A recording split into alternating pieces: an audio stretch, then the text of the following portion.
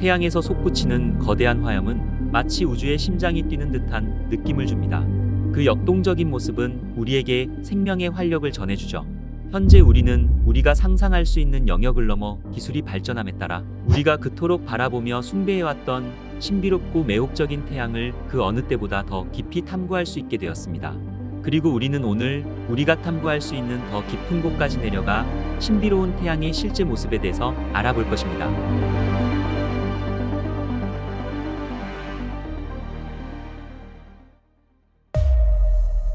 지금 보고 계시는 이미지는 나사의 태양 역학 관측위성인 SDO에서 촬영한 것입니다. 태양 코로나는 오랫동안 인류의 관심을 끌어왔습니다. 태양의 코로나는 태양 대기의 가장 바깥쪽 층으로 일식돼 관찰되는 코로나의 모습은 마치 하늘에서 피어오르는 흰색 줄기와 같아 보입니다. 이러한 코로나의 모습은 예로부터 우리 조상들에게는 신비롭고 아름답게 여겨져 왔습니다. 태양 플레어 현상입니다. 이것은 태양 코로나와 채층에서 발생하며 1859년 영국 천문학자 리처드 캐링턴에 의해 처음 관측되었죠. 태양 플레어는 태양 대기에서 발생하는 수소폭탄 수천만 개에 해당하는 격렬한 폭발 현상입니다. 주기적으로 발생하는 태양 플레어 현상은 태양 활동이 활발한 시기에 하루에 몇 번씩 일어날 수 있습니다. 태양은 쉴 새 없이 태양풍을 태양계 공간으로 내뿜고 있습니다. 우리 지구를 비롯해 태양계의 모든 천체들은 이 태양풍이 감싸고 있는 것이죠. 이런 태양풍이 어떨 때는 엄청난 에너지를 뿜어내기도 하는데 이를 코로나 질량 방출이라고 합니다. 태양 흑점 등에서 열에너지 폭발이 발생하면 거대한 플라스마 파도가 지구를 향해 초속 400km에서 1000km로 돌진합니다. 이럴 경우 마치 지구 자기장에 구멍이 난 것처럼 대량의 입자들이 지구에 영향을 미치는데 이를 태양폭풍이라고 말하고 있죠. 이 물질들은 지구 대기를 통과하는 과정에서 사람에게는 직접적인 해를 입히지는 않지만 지구를 돌고 있는 위성 통신과 통신기기를 활용하는 전자 시스템에는 영향을 줄 수 있습니다. 그리고 최근 2024년 1월에는 2017년 이후 가장 강력한 엑소 등급의 태양 플레어가 관측되기도 하였죠. 다행히 이번 플레어 현상은 주요한 피해는 없었지만 라디오의 신호를 방해하는 등의 영향이 있었습니다. 아이러니하게도 태양풍이 지구자기권을 향해 충돌하게 되면 아름다운 빛이 극지방의 밤하늘을 가로질러 춤을 추는 듯 우리에게 아름다운 오로라를 보여주기도 하죠. 태양 홍염 현상입니다. 태양 홍염은 태양 채층에서 관찰되는 붉은색의 가스 분출 현상입니다. 이것은 태양 표면에서 솟아오르는 플라즈마의 큰 고리로 태양 표면에서 솟아오르는 가스가 태양 대기와 상호작용하면서 발생합니다. 하루 정도의 짧은 시간 안에 형성될 수 있지만 코로나에서는 몇 달 동안 지속될 수 있죠. 이 거대한 고리는 지구를 작은 점처럼 보이게 할 만큼 크며 우주 공간까지 수십만 킬로미터까지 늘어날 수 있습니다. 태양 홍염은 태양 활동이 활발한 시기에 더 자주 관측됩니다. 뱀처럼 빠져나와 태양 대기로 들어가는 모습은 마치 태양에 비가 내리는 듯 신비롭고 경이로운 모습입니다.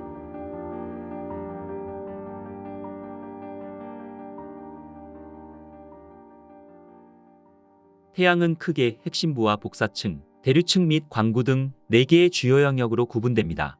이 중 복사층과 대류층은 태양의 전이 영역에 해당합니다. 이 영역은 태양 내부의 에너지 생성과 전달 과정이 변화하는 중요한 지점입니다. 태양의 전이 영역은 태양 코로나의 형성과도 밀접한 관련이 있습니다. 두께가 약 100km에 달하는 매우 얕은 층으로 이루어져 있죠. 태양의 열은 코로나에서 채층으로 흐르며 이 과정에서 태양의 열 온도는 무려 2만 도에서 100만 도까지 급격하게 상승합니다. 맹렬하게 끓고 있는 지구의 용암은 섭씨 1170도로 지구의 용암과 태양과는 비교할 수 없을 정도로 태양은 엄청난 열을 내뿜고 있는 것이죠. 전이 영역의 더 낮고 더 깊은 끝 부분의 온도는 이보다 6배 더 높으며 전이 영역의 상단의 온도는 346배 이상 더 뜨겁습니다. 태양의 더 깊은 곳으로 들어가면 태양 표면에 도달하기 전 태양 대기의 마지막 층인 태양채층을 발견할 수 있습니다. 170나노미터 자외선을 사용하여 촬영한 이미지는 광구 위로 약 1600km까지 뻗어 있습니다. 온도는 섭씨 6000도에서 만도로 불규칙한 층이며 이러한 높은 온도에서 수소는 불그스레한 색의 빛을 방출합니다. 채층을 면밀히 조사하면 스피큘이라고 알려진 매혹적인 특징들을 발견할 수 있습니다. 바람에 날리는 긴 물결 모양의 흔들리는 플라즈마는 태양의 가장자리에서 가늘게 뻗어나와 실처럼 보입니다. 음속보다 약 282배 빠른 초당 최대 100km의 속도로 태양 표면에서 위쪽으로 발사됩니다. 길이는 거의 10km에 달하며 평균 약 5분에서 10분 내에 형성되고 사라지길 반복합니다. 연구팀은 태양활동 관측위성인 SDO의 극자외선 스펙트럼으로 포착한 이미지를 통해 코로나 안에서 에너지의 이동을 추적하였습니다. 그리고 스피큘이 코로나 온도까지 가열되는 것이 일반적인 것임을 확인되었죠. 이것은 스피큘을 통해 코로나가 고온을 갖게 된다는 것을 뒷받침하는 것이었습니다. 태양의 더 낮은 대기를 통해 내려오면 가시광선을 사용하여 가장 잘 확인되는 태양 자체 표면인 광구에 도달합니다. 태양의 광구는 우리에게 가장 친숙한 태양의 표면입니다. 광구의 가장자리는 육안으로 흔히 볼 수 있듯이 날카롭고 정밀하게 보일 수 있지만 이는 단순히 태양에서 얼마나 멀리 떨어져서 관측하는지에 따라 다를 것입니다. 그리고 태양 자체는 고체가 아닙니다. 이것은 딱딱한 표면의 모습 그대로가 아니라 실제로는 약 100km 정도의 가스로 이루어진 공과 같은 것이죠. 태양은 태양의 어떠한 영역에서도 물질이 고체와 액체 또는 기체 상태로 존재할 수 없습니다. 이것은 태양이 너무 뜨겁기 때문에 물질의 네 번째 상태라고 불리는 플라즈마 형태로만 존재할 수 있죠. 이것은 하전입자들이 자유로이 움직이며 모여있는 상태를 말하는 것입니다. 학자들은 태양의 전체 물질의 99.9%를 플라즈마로 구성되어 있을 것으로 추정하고 있습니다. 태양은 약 27일 주기로 축을 중심으로 자전합니다. 이 자전은 광구에서 흑점의 이동을 통해 관측함에 따라 측정되었죠. 하지만 사실 태양은 가스로 된 공과 같기 때문에 고체의 행성이나 달과 같이 사실상 회전하지는 않는 것이죠. 태양의 적도 지역은 극지방보다 더 빠르게 회전하는데 이러한 차등 회전의 근원은 현재 태양 천문학의 연구 대상이기도 합니다. 표면 아래를 들여다보면 하나가 다른 하나로 이어지는 것을 볼 수 있습니다.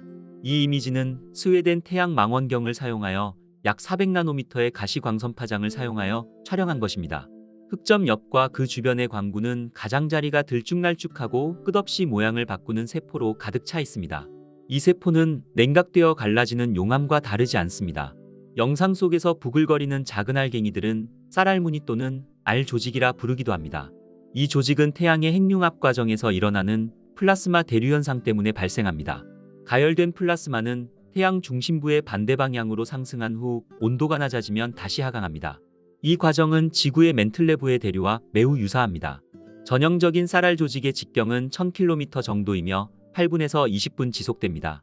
이러한 쌀알 조직 가운데는 24시간이라는 긴 수명과 3만 km라는 큰 직경을 가지게 되는 초대형 쌀알 조직도 볼 수 있죠. 태양의 흑점의 개수는 약 11년 주기로 변동합니다. 현재 태양은 활발하게 활동하고 있으며 태양 플레어의 발생 빈도도 증가하고 있죠. 흑점은 태양 활동 중 가장 눈에 돋보이는 것으로 태양 표면의 검은 구멍처럼 보입니다. 흑점이 어둡게 보이는 이유는 흑점의 온도가 광구의 온도보다도 낮기 때문입니다.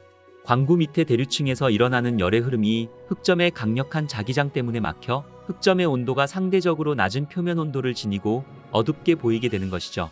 이것은 흑점의 스스로의 온도가 약 4000켈빈에서 5000켈빈의 고온에서 매우 밝은 빛을 발하지만 주변이 6000켈빈 정도의 온도에 비해서는 낮기 때문에 상대적으로 어두운 점으로 관측되는 것이죠. 따라서 실제의 밝기는 어둡지 않으며 만약 흑점 하나를 주변의 광구로부터 분리해서 밤하늘에 갖다 놓으면 달보다 더 밝을 것입니다. 이 태양 이미지를 같은 기간 극자외선을 사용하여 촬영한 이전 이미지와 비교해보면 흑점과 태양 플레어 사이의 연관성이 드러납니다. 매혹적인 태양 플레어와 태양 흑점은 같은 위치에 일치하죠. 이처럼 수십 년간 태양 물리학자들에게 미스터리로 남아있는 태양의 비밀을 파헤치기 위해 2018년 8월 12일 미국 플로리다주 케이프 커네버럴 공군기지에서 인류 최초의 태양 탐사선 파커 탐사선이 발사되었습니다. 6, 5, 4, 3, 2, 1, 0. Liftoff of the mighty Delta IV Heavy rocket with NASA's Parker Solar Probe, a daring mission to shed light on the mysteries of our closest star, the Sun.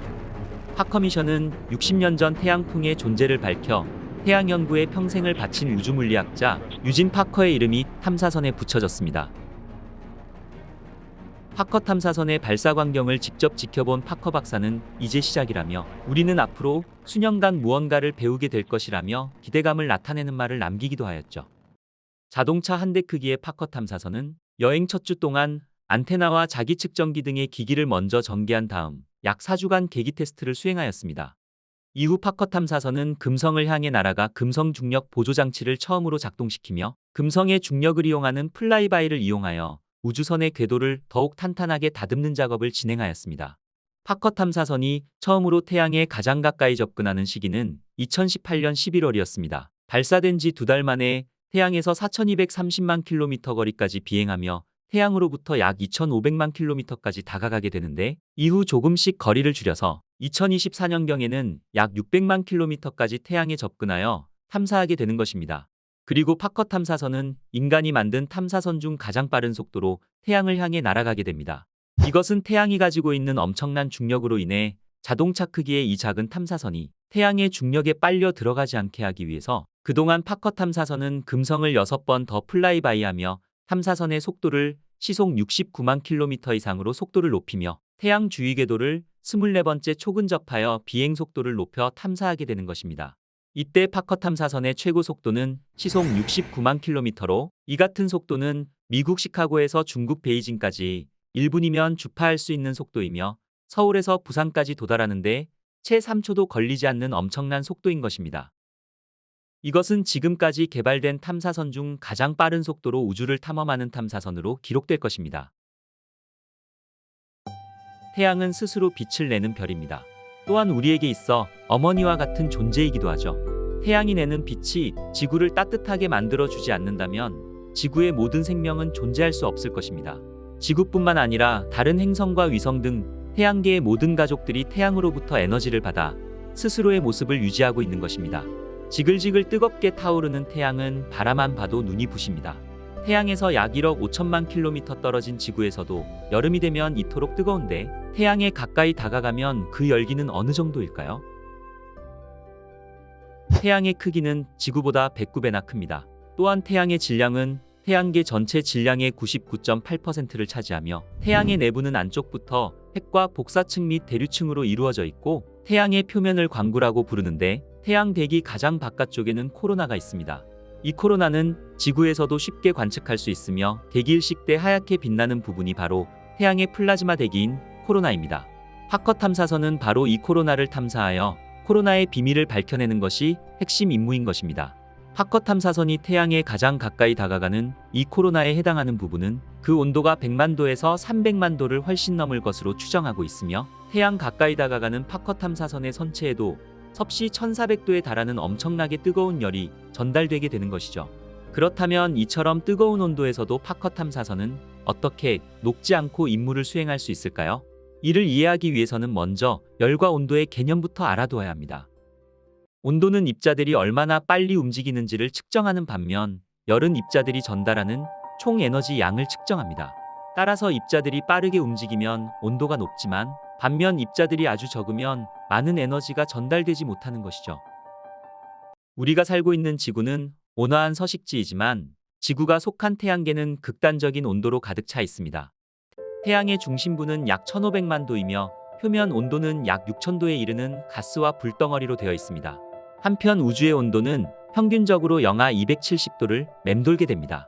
열은 뜨거운 물체에서 차가운 물체로 이동하는 에너지의 적외선 파동인 복사로 우주를 이동하게 됩니다. 이 복사파는 자신과 접촉하는 분자들을 자극하여 가열하게 되는데 우주는 진공 상태이며 기본적으로 비어있는 공간이므로 복사파의 진행 경로에서 직접적으로 접촉하는 분자와 물질이 없는 우주는 가열되지 않고 차가운 것입니다. 즉, 우주는 진공 상태이며 우주에는 가스 분자들이 너무 적고 서로 멀리 떨어져 있어 규칙적인 충돌이 일어나지 않는다는 것을 의미하며 이것은 태양이 적외선 빛으로 가열하더라도 전도를 통해 열을 전달하는 것은 불가능하다는 것을 말하는 것이죠. 태양도 플라즈마로 이루어져 있습니다. 플라즈마가 얼마나 밀집되어 있는지는 레이어에 따라 다릅니다. 태양의 코로나는 온도가 매우 높은 반면 플라즈마 입자는 상당히 퍼져 있기 때문에 코로나의 온도가 무려 150만 도 이상이더라도 우주선 주변의 열을 관리할 수 있는 것이죠. 태양대기 코로나의 온도가 매우 높지만 실제로 그렇게 밀도가 높지 않아 파커 탐사선에게 에너지를 전달할 수 있는 입자들이 적어서 태양 탐사가 가능한 것입니다. 예를 들자면 오븐에 손을 넣을 때와 비슷합니다. 오븐은 온도가 200도에 있을 수 있지만 오븐에 넣은 손은 200도에 있지 않는 것처럼 말이죠. 우주 공간에는 열 에너지를 전달할 수 있는 입자들이 거의 없어 그토록 뜨거운 열을 뿜어내는 코로나 탐사가 가능한 것입니다. 하지만 태양과 코로나는 그 자체만으로도 엄청난 열을 뿜어내고 있어 코로나를 탐사하는 파커 탐사선에게는 열을 전달할 수 있는 입자들이 거의 없음에도 불구하고 약 1400도에 달하는 엄청난 열을 이겨내야 되는 문제를 풀어야만 했습니다.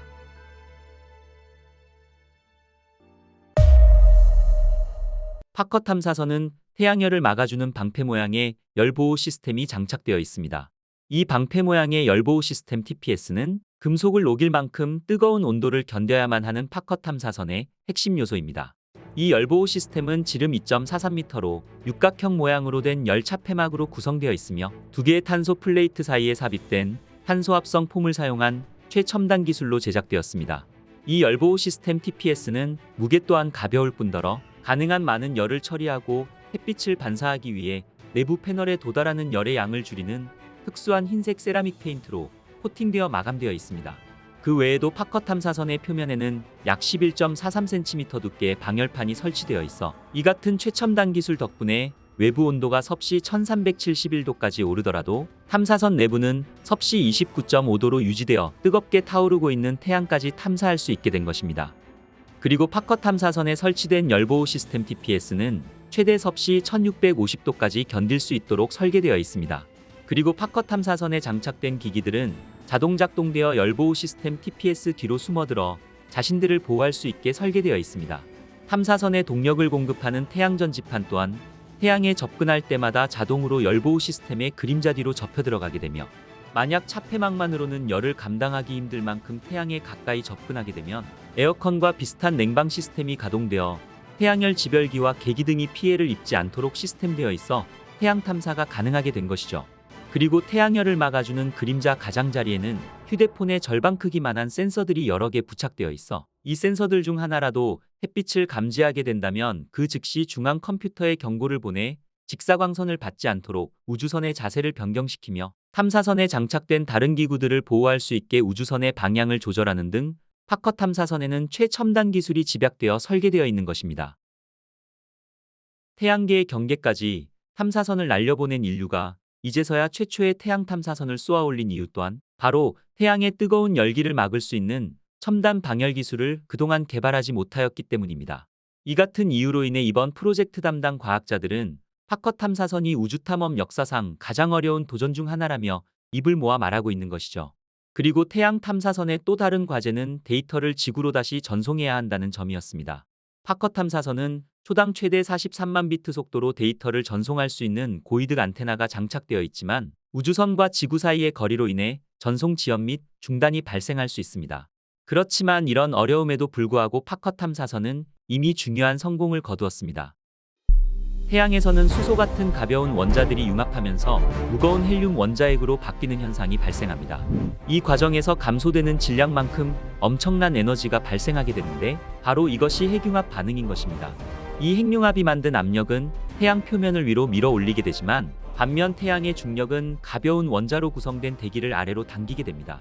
평소 태양은 위아래 힘이 균형을 이뤄 태양이 무너지거나 폭발하지 않지만 모든 곳에서 힘의 균형이 유지되는 것은 아니라서 일부에서는 풍선에서 바람이 빠지듯 이곳에서 생기게 되는 구멍이 바로 코로나 구멍인 것입니다. 베일 교수 연구진은 이 코로나 구멍에서 증폭된 자기장이 태양풍을 우주로 밀어낸다는 것입니다. 자기장은 자석이 물체를 끌어당기는 자기력이 미치는 공간입니다. 지구나 태양은 막대 자석과 같이 자기장을 형성하는데 이 자기장이 남극과 북극에서 위로 곱게 뻗었다가 다시 휘어져 아래로 내려오게 되는 것이죠. 파커 탐사선은 앞서 태양 주변의 자기장이 갑자기 방향을 바꾸는 현상을 밝혀냈으며 태양풍은 태양에서 방사상으로 뻗어나오는 자기장을 따라 이동하는데 수초에서 수시간에 걸쳐 자기장 방향이 바뀌며 S자 형태를 보이는 것입니다. 베일 교수는 2019년 네이처에 발표한 논문에서 자기장 역전이 태양풍의 가속에 영향을 미친다고 추정하였으며 이것은 마치 채찍을 휘두르듯 자기장이 S자로 요동치면서 태양풍의 속도가 빨라진다는 것을 나타내는 것이었습니다. 그리고 태양풍이 자전하는 태양을 따라 도는데 그 속도가 지금까지 예상한 초속 수킬로미터가 아니라 35km에서 50km에 이른다는 사실도 밝혀내었습니다. 태양풍의 회전 속도가 높다는 것은 태양이 생각보다 많은 에너지를 태양풍에 전달한다는 것을 의미하며 이것은 그만큼 태양의 자전 속도가 더 빨리 줄어들어 태양이 예상보다 더 빠르게 나이가 든다는 것을 말하고 있는 것이죠.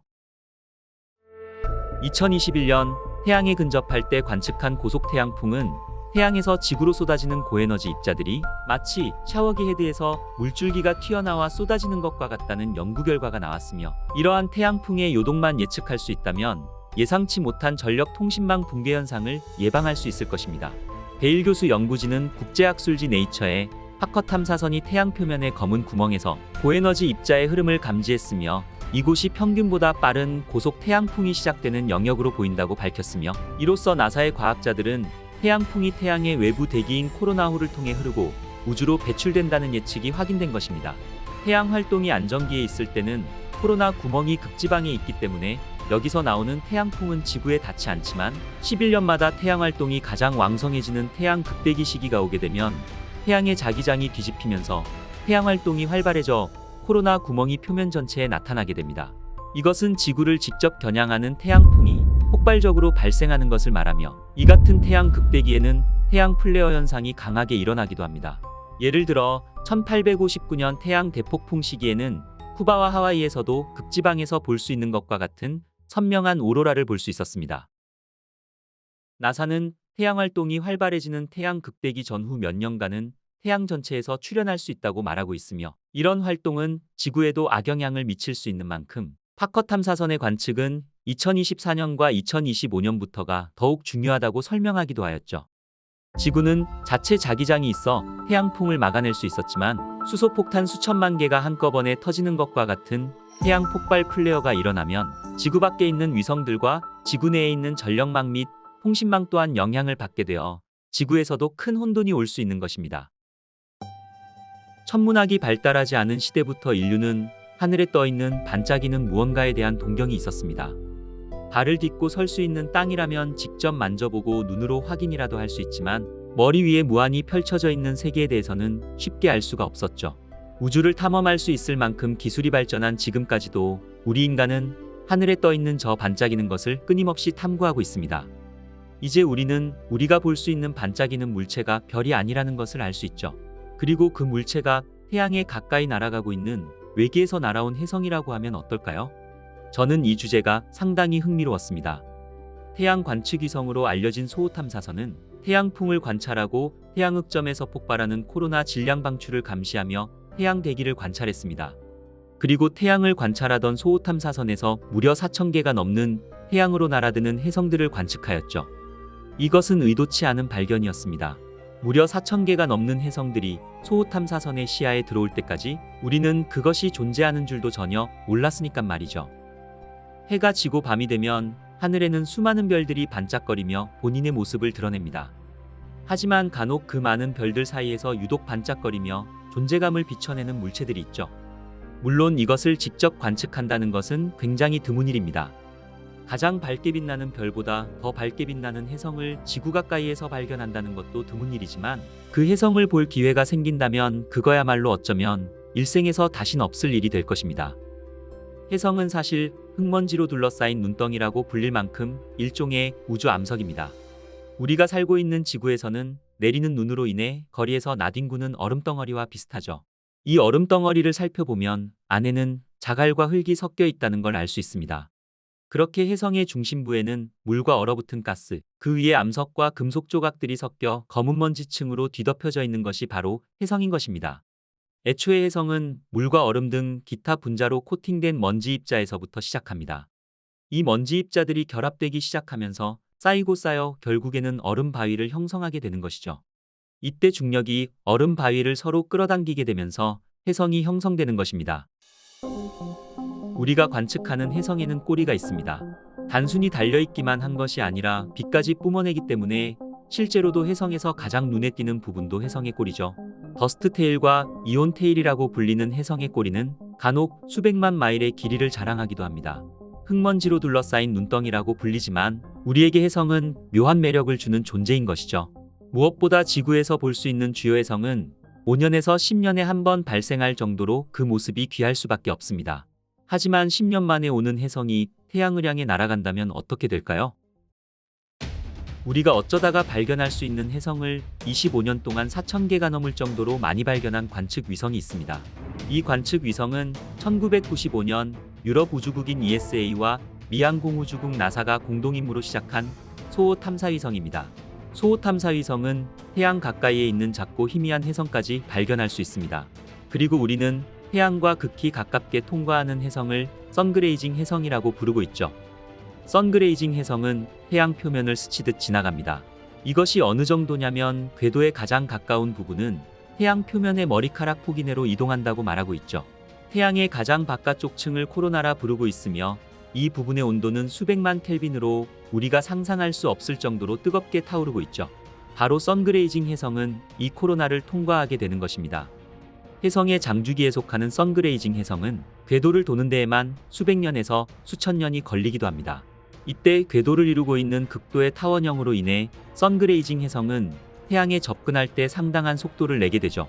이때 혜성은 빛의 속도의 0.2%까지 가속되기도 합니다. 실제로도 대부분의 선그레이징 혜성은 수백 년 전에 찢어진 하나의 큰 혜성에서 유래되었습니다. 크로이츠 선그레이저는 유명한 선그레이징 혜성 중 하나로 알려져 있습니다. 이들조차도 원래는 커다란 혜성이었지만 내행성 궤도를 통과하면서 태양의 기조력으로 인해 여러 개의 조각으로 산산조각 나게 된 것이죠. 기원전 371년 아리스토텔레스가 발견했던 혜성을 현재 우리는 크로이츠 선그레이저의 모체가 되었던 거대 혜성으로 짐작하고 있는 것입니다. 그 후 1843년과 1882년에 발견되었던 대혜성과 1965년에 발견되었던 이케아세키 혜성 등 모두 거대 혜성에서 쪼개진 조각들일 것으로 추측하고 있는 것입니다. 과거 이 혜성들은 태양이 빛나는 대낮임에도 불구하고 태양 옆에서도 밝게 빛났으며 보름달의 밝기를 압도할 정도였다고 전해지고 있죠. 1995년 소호 탐사위성의 임무가 시작된 이래로 수백 개에 이르는 크로이츠 선그레이저가 발견되기도 했습니다. 하지만 모두 태양의 근일점을 통과할 때 태양의 기조력에 의해서 박살이 나거나 태양 대기 속으로 뛰어들며 그 흔적 또한 사라져버렸죠. 그리고 시간이 지나면서 더 큰 혜성의 파편이 퍼지게 되는데 이러한 흐름이 상당히 안정적이라는 것입니다. 이 파편들 중에서 가장 큰 것 또한 태양을 지나갈 때는 다시 더 작은 혜성으로 부서질 수 있습니다. 그래서 우리는 언젠간 과거에 나타났던 거대한 크로이츠 혜성을 다시 태양계의 내행성 궤도에 나타날 것을 예상하고 있는 것이죠. 그렇다면 우리가 알고 있는 대부분의 선그레이징 혜성은 모두 동일한 혜성에서 유래했을까요? 이 부분에 대해서는 명확하게 알 수는 없지만 이 혜성들은 모두 같은 궤도 경로를 따르는 경향이 있다는 것만은 확실하다고 말할 수 있는 것입니다. 위에서 언급된 이케아세키 혜성 또한 지난 1000년 동안 가장 밝은 혜성으로 알려져 있지만 결국 이 또한 어떤 거대한 혜성의 파편이었을 것입니다. 그리고 선그레이징 혜성에 대한 또 다른 일화가 하나 있습니다. 바로 러브조이 혜성으로 2011년 남반구 하늘을 희미하게 밝혔죠. 러브조이 혜성은 육안으로 볼 때는 그렇게 밝지는 않았습니다. 하지만 장노출을 통해 인류에게 인상적인 이미지를 만들어 주었죠. 그래서 태양을 관찰하는 모든 위성에서 볼 수 있었고 그 결과 우리는 러브조이라는 선그레이징 혜성을 실제로 관측할 수 있었습니다. 왜 러브조이가 그 수많은 혜성의 파편들 중에서도 유명해졌냐면 타오르는 태양의 코로나 속에서 무려 1시간 이상 있었다는 것입니다. 우리는 이 혜성이 태양에 근접하게 되면 절대 살아남을 수 없을 거라고 예상했지만 놀랍게도 디스크 반대편에서 휙 하고 사라져 버렸죠. 게다가 거의 손상되지 않은 상태였다고 하니 더 놀라울 따름이었습니다. 태양에 가장 가까운 근일점을 통과한 혜성은 또 있었습니다. 바로 아이손 혜성으로 처음에는 태양의 열과 조성력에 의해서 분해되었을 것이라고 추측하였습니다. 하지만 그날 미항공우주국에서 시행하는 프로그램이었던 아이손 혜성 관측 캠페인인 CIOC 팀이 코마와 비슷한 형태를 발견하게 됩니다. 아이손의 작은 파편이 근일점에서 생존했을 가능성을 보게 된 것이죠. 2013년 11월 29일 아이손 혜성의 밝기는 5등성 이하로 어두워졌으며 다음 날에는 7등성 이하로 떨어졌습니다. 결국 12월 1일에는 소호 태양 관측 위성의 관측 영역을 벗어나면서 더 어두워지기 시작했습니다.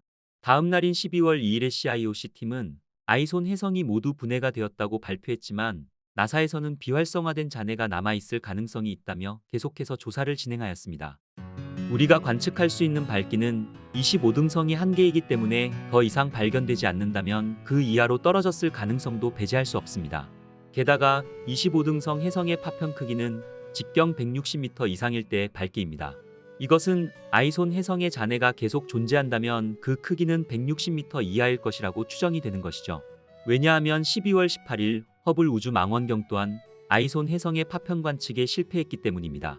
하지만 2014년 1월 5일경 호세 프란시스코 헤르난데스가 아이손 혜성의 잔해로 보이는 사진을 촬영하기도 했습니다. 무엇보다 우리가 이렇게 관찰한 선그레이징 혜성은 가장 큰 크로이츠 선그레이저 중 일부라는 것입니다. 일부라고 해도 핵의 직경은 대략 수백 미터에 달하기 때문에 결코 작은 크기는 아닐 것입니다.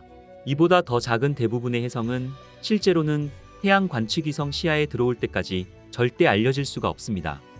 지름이 10m에 불과한 작은 크기의 혜성들은 우주에서는 너무나도 미세하기 때문에 태양에 가까이 지나가게 된다면 그 직후 완전하게 소멸되어 버립니다. 이는 발견된 직후 거의 기화되었다는 것을 의미하기도 합니다. 결국 기체로 변해 사라져 버렸다는 것입니다. 어떨 때는 선그레이징 혜성이 태양 원반 뒤쪽을 지나갈 수도 있지만 결코 반대편에서 다시 나타나지는 않을 것입니다. 혜성 궤도 각도로 인해서 혜성의 증발이 일어나는 것을 목격할 수도 있습니다. 그리고 얼음으로 만들어진 혜성은 증발하며 암석 성분들도 찢어질 수밖에 없을 것입니다. 혜성의 특징은 다공성이 상당히 높으며 구조적으로도 약할 것입니다. 자체 중력에 의해 뭉쳐진 잔해더미에 불과한 혜성은 태양이 뿜어내는 영향력만으로도 분해될 수밖에 없다는 것 또한 어쩌면 당연한 결과일 것입니다. 태양을 갉아먹을 수 있는 거대한 혜성조차도 이러한 상황에서는 심한 상처를 입고 사라져버리게 될 것입니다. 과학자들은 선그레이징 혜성을 통해 흥미로운 현상을 발견하였죠. 혜성이 태양을 지나갈 때 그 지나가는 정확한 순간 코로나 질량 방출 현상이 일어난다는 것입니다. 과학자들이 선그레이징 혜성을 좋아하는 이유가 바로 여기에 있는 것이죠. 태양 코로나는 너무 뜨거워 현재의 기술로는 태양의 깊은 곳까지 탐사선을 보낼 수 없습니다. 하지만 이 일을 기꺼이 대신해주는 것이 바로 수천 개의 선그레이징 혜성이라는 것입니다. 그리고 선그레이징 혜성은 우리가 찾고 있는 것을 관찰하기에도 완벽했습니다. 코로나 질량 방출을 일으키는 선그레이징 혜성을 통해 우리는 태양 코로나 내부의 자기장을 더 잘 이해할 수 있으며 코로나 질량 방출과 우주 날씨를 조금 더 섬세하게 예측할 수 있게 된 것입니다.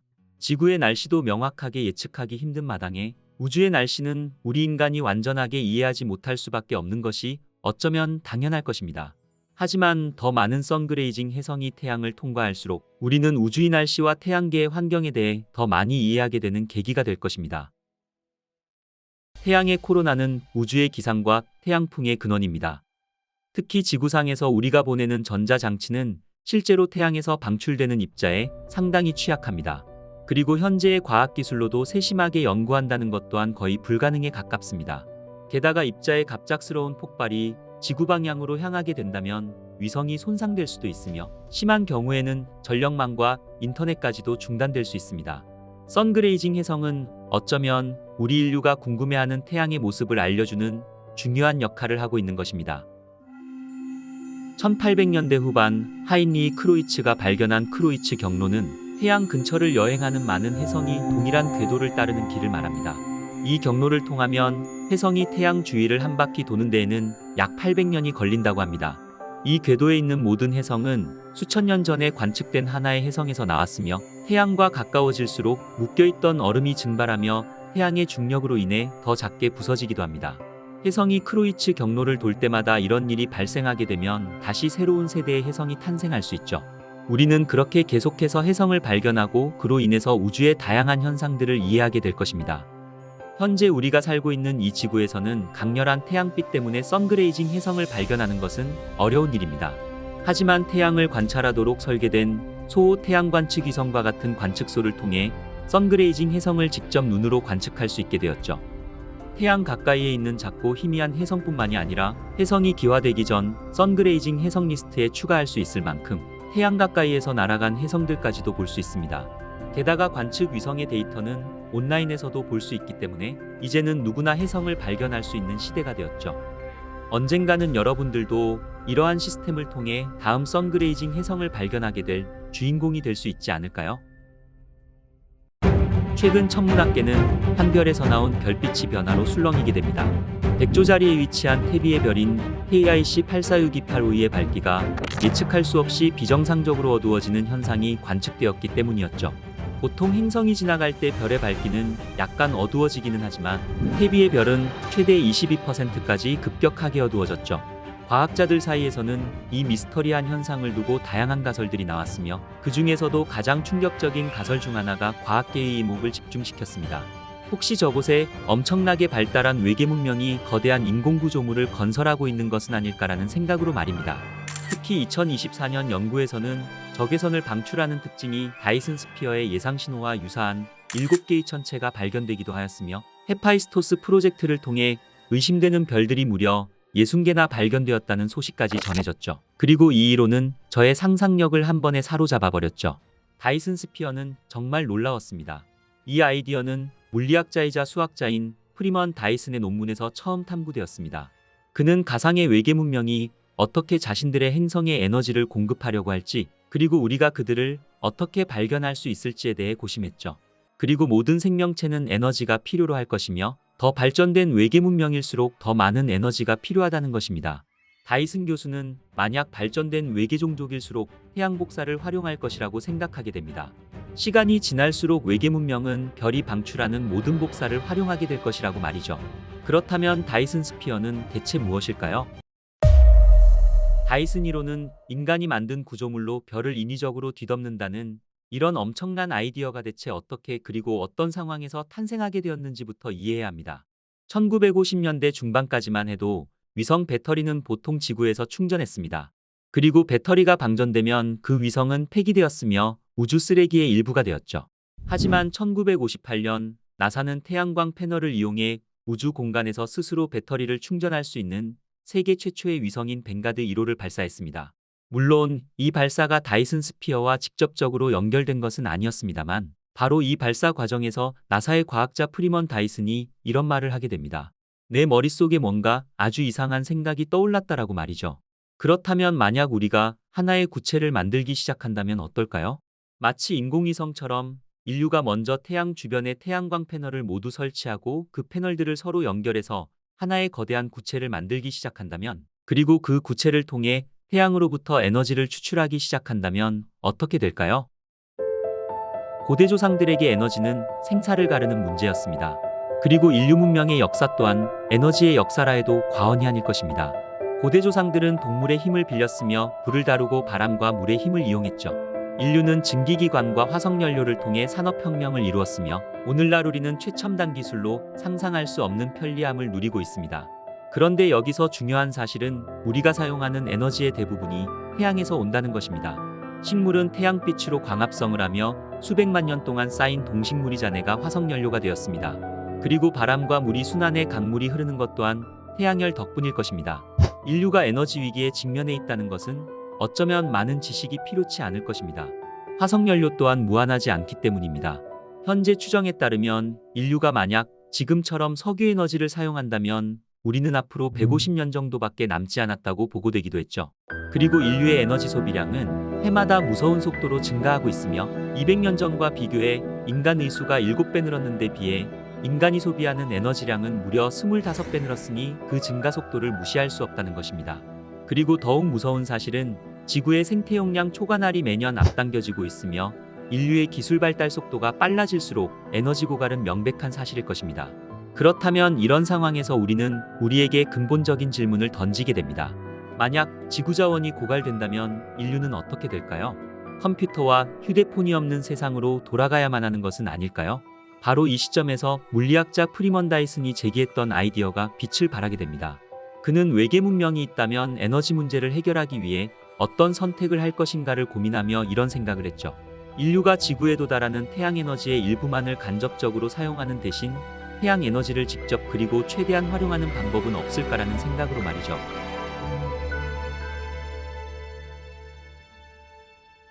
그 당시 다이슨의 아이디어는 간단하면서도 혁신적이었습니다. 태양을 거대한 인공구조물로 완전히 감싸 태양이 방출하는 모든 에너지를 포착하자는 것이었죠. 이것이 바로 다이슨 스피어의 기본 개념입니다. 태양은 초당 약 385요타와트라는 상상조차 할 수 없는 에너지를 사방으로 방출합니다. 요타와트가 얼마나 큰 단위냐면 현재 인류 전체의 총 에너지 소비량의 약 22조 배에 달하는 엄청난 에너지량입니다. 그렇다면 인류가 만약 태양 에너지 전체를 활용할 수 있다면 어떻게 될까요? 에너지 활용 기준으로 문명 단계를 분류하는 카르다셰프 척도라는 개념에서는 행성의 모든 에너지를 활용하는 문명을 유형 1이라 부르며 태양계 전체를 활용하는 문명을 유형 2 그리고 은하계 전체를 활용하는 문명을 유형 3으로 분류됩니다. 현재 인류는 행성의 에너지 일부만을 사용하고 있는 0.7 유형으로 평가되고 있죠. 만약 인류가 다이슨 스피어를 건설해 태양계의 모든 에너지를 활용할 수 있다면 인류는 단숨에 유형 2의 문명으로 도약하게 될 것입니다. 하지만 다이슨 스피어가 모든 에너지 문제의 해결책처럼 보일 수 있지만 사실 다이슨의 원래 의도는 외계 문명을 탐지하는 방법으로 제시되었습니다. 다이슨 교수는 최첨단 외계 문명이 있다면 분명 엄청난 에너지원을 필요로 할 것이며 따라서 다이슨 스피어와 같은 거대한 구조물을 건설할 가능성이 높다고 생각했죠. 그리고 이러한 구조물은 태양 에너지를 활용하는 과정에서 반드시 발생하는 폐열 때문에 특정한 신호가 방출될 것이며 특히 이 신호는 적외선 영역에서 나오는 강한 신호일 것이라고 보았습니다. 만약 우주 어딘가에서 적외선 신호가 강하게 나오는 별을 찾는다면 그것이 바로 외계 문명의 흔적일 수 있다는 것입니다. 다이슨 스피어의 개념은 매력적이지만 사실 현실적으로는 불가능에 가깝습니다. 거대한 구조물을 만들기 위해서는 엄청난 재료가 필요하기 때문이죠. 또한 아무리 튼튼한 자재를 사용해도 구체의 자체 중력으로 인해 붕괴될 것이며 해성 충돌과 같은 미세한 충격에도 취약할 것입니다. 이것을 만들기 위해 목성 질량만큼의 재료를 투입한다 해도 얇은 껍데기밖에 만들 수 없다는 점을 생각한다면 이것은 현실 가능성이 없다는 뜻이었죠. 다이슨 교수 자신도 이러한 문제를 해결하기 위해 단단한 부채 대신 수많은 인공위성들이 태양 주변을 도는 형태를 제안했습니다. 이것은 다이슨 스피어보다 만들기도 쉽고 소행성 충돌에도 전체가 파괴될 위험이 적어 단계적으로 건설할 수 있다는 것입니다. 일부 학자들은 태양을 돌고 있는 첫 번째 행성인 수성을 해체해 건설에 필요한 재료를 얻고 그것을 가공해 위성을 만들 수 있다 제안했습니다. 어떻게 보면 이것 또한 현실성 없어 보이지만 여기서 기하급수적인 성장이라는 개념이 등장하게 됩니다. 일단 몇 개의 위성이 완성될 에너지만 있다면 그리고 그 위성들을 생산하기 시작한다면 생성된 위성에서 나오는 에너지로 더 많은 위성 패널을 만들 수 있다는 것이었죠. 이렇게 패널 개수가 2배에서 4배로 늘어나게 되면 기하급수적인 성장을 활용해 처음 투입하는 에너지의 양에 따라 건설 기간은 단축될 수 있습니다. 일부 학자들의 계산에 따르면 초기 에너지만 충분하다면 수성 해체 및 다이슨 스피어 건설에 필요한 시간이 불과 31년 만에 완료될 수 있다는 것이었죠. 만약 인류가 이 작업을 지금 시작한다면 우리가 살아있는 동안 완성될 수도 있다는 것입니다. 다이슨 스피어를 만드는 유일한 목적이 에너지만은 아닐 수 있습니다. 만약 인류가 이 엄청난 에너지를 활용할 수 있다면 거대한 컴퓨터, 마트료시카 브레인의 계산 능력을 활용할 수 있다는 것입니다. 이러한 우주적 규모의 컴퓨터는 인류가 지금 당장 만들 수 있는 것은 아니지만 우리가 이것을 이해하는 것은 매우 중요할 것입니다. 이것이 바로 다이슨 교수가 외계 문명을 탐지하는 방법으로 제시했던 핵심이기 때문이죠. 마트료시카 브레인의 컴퓨터가 에너지를 사용할 때 나오는 열이 적외선 형태로 방출될 것이며 지구에서도 충분히 감지될 수 있다는 것입니다. 만약 인류가 일반적인 별들과 다른 적외선 신호를 찾는다면 그것이 바로 고도로 발달된 외계 문명의 증거가 될 것입니다. 2015년 태비의 별에서 감지된 이 특이한 적외선 신호가 바로 과학자들을 흥분시켰던 이유였죠. 비록 현재는 이것이 먼지구름에서 나오는 자연적인 현상일 가능성이 높다 판단되었지만 이 같은 신호 자체가 첨단 외계 문명의 존재 가능성을 제시한 것입니다. 마트료시카 브레인 개념은 인류의 미래라는 관점에서도 중요할 것입니다. 가장 흥미로운 가설 중 하나는 현실 세계와 완벽히 동일한 가상현실의 구현입니다. 이것은 인류 전체를 디지털화해 사실상 불멸의 존재가 될 수 있다는 것이었죠. 그리고 이 이론과 같이 우리도 어쩌면 우리가 지금 살고 있는 이 현실 세계조차도 어쩌면 마트료시카 브레인 안에서 시뮬레이션 되고 있는 가상 세계일지도 모른다는 것입니다. 다이슨 스피어나 마트료시카 브레인과 같은 구조물이 외계 문명의 존재를 알리는 강력한 신호가 될 수 있다는 아이디어는 외계 지적 생명체 탐사 SETI 연구에 새로운 방향을 제시했습니다. 이제는 더 이상 막연히 우주에서 오는 전파 신호만을 듣는 것이 아니라 특정한 종류의 신호, 즉 외계 문명이 남긴 거대 구조물의 흔적을 찾는 것으로 탐사 기준이 확장되었죠. 하지만 앞서 태비의 별의 사례에서 보듯이 우주에는 아직 우리가 완전히 이해하지 못한 자연현상들이 많습니다. 다이슨 스피어처럼 보이는 적외선 신호가 사실은 멀리 떨어진 활동 은하액이나 우리가 알지 못했던 희귀한 유형의 천체가 먼지에 가려진 은하일 가능성이 높다는 연구 결과들 또한 나오고 있죠. 이것은 과학적 발견과 섣부른 결론 사이에 매우 얇은 선이 존재한다는 것을 보여주는 예일 것입니다. 우주는 여전히 수많은 미스터리 현상들로 가득 차 있으며 우리가 그것들을 신중하게 탐구해야 합니다. 다이슨 스피어는 아직까지 공상과학에 더 가까운 개념으로 보일 수 있는 수많은 기술적 난제들이 산적해 있지만 놀라운 사실은 이것이 시간여행이나 워프 드라이브처럼 현재 물리법칙으로는 불가능해 보이는 것들과는 달리 다이슨 스피어의 이론은 기술 발전과 자원만 충분하다면 이론적으로는 가능하다는 것입니다. 이것은 우주의 법칙이 때로는 우리에게 한계를 보여주지만 때로는 상상할 수 없는 가능성 또한 열어준다는 것을 의미했습니다. 어쩌면 우리가 우주라는 거대한 샌드박스 안에서 시작 단계에 불과할지 모르지만 인류가 이 게임을 얼마나 멀리까지 진행시킬지는 우리 자신들의 의지에 달려 있을 것입니다. 태양계가 형성되기 전 수십억 년 전으로 돌아가 보겠습니다. 태양계가 형성되기 전의 우주 공간에는 엄청난 양의 성간 기체와 우주먼지로 이루어져 있었습니다. 그리고 태양계 성운의 규모는 현재보다 광활했죠. 지금으로부터 약 46억 년 전 성간 가스와 먼지 덩어리로부터 태양계의 형성이 시작되었습니다. 이 덩어리는 좀 더 큰 규모의 집합체의 일부였죠. 그러다 어느 순간 주변의 초신성이 폭발하게 됩니다. 이 초신성의 폭발에 의한 충격파에 의해 안정적이던 성운은 중력 붕괴를 일으켰고 이 구름들은 수축하면서 자체 중력으로 인해 서로를 끌어당기게 되었죠. 서서히 회전하던 구름들은 그 속도가 빨라져 원반 형태를 갖추게 되었습니다. 자체적으로 회전하는 원반 구름들은 중력으로 인해 수축이 진행될수록 중심부에는 가스들이 더 많이 모이게 되었죠. 이 모여있는 가스 입자들은 서로 충돌하게 됩니다.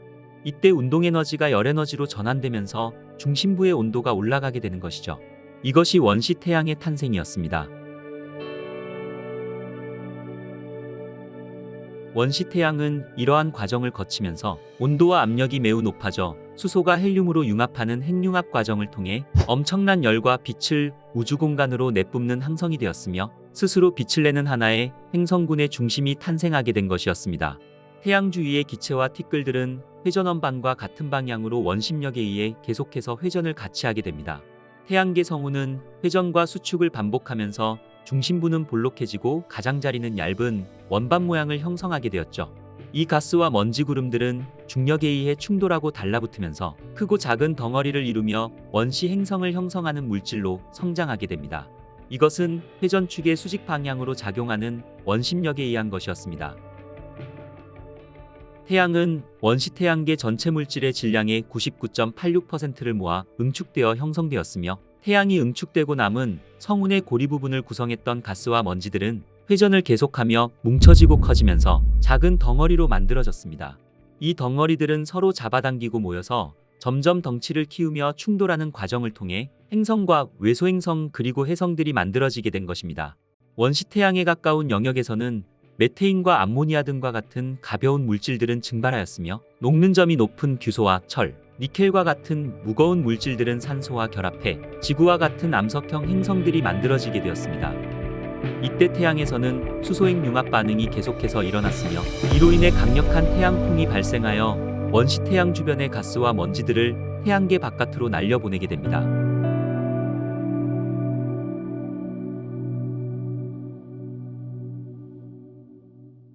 하지만 충분히 성장한 암석형 행성인 수성과 금성, 지구와 화성과 같은 초기의 태양계를 이루는 행성들은 구심력에 의해 태양 주위를 안정된 궤도로 공전하게 되면서 현재의 태양계 모습을 형성하게 되었죠.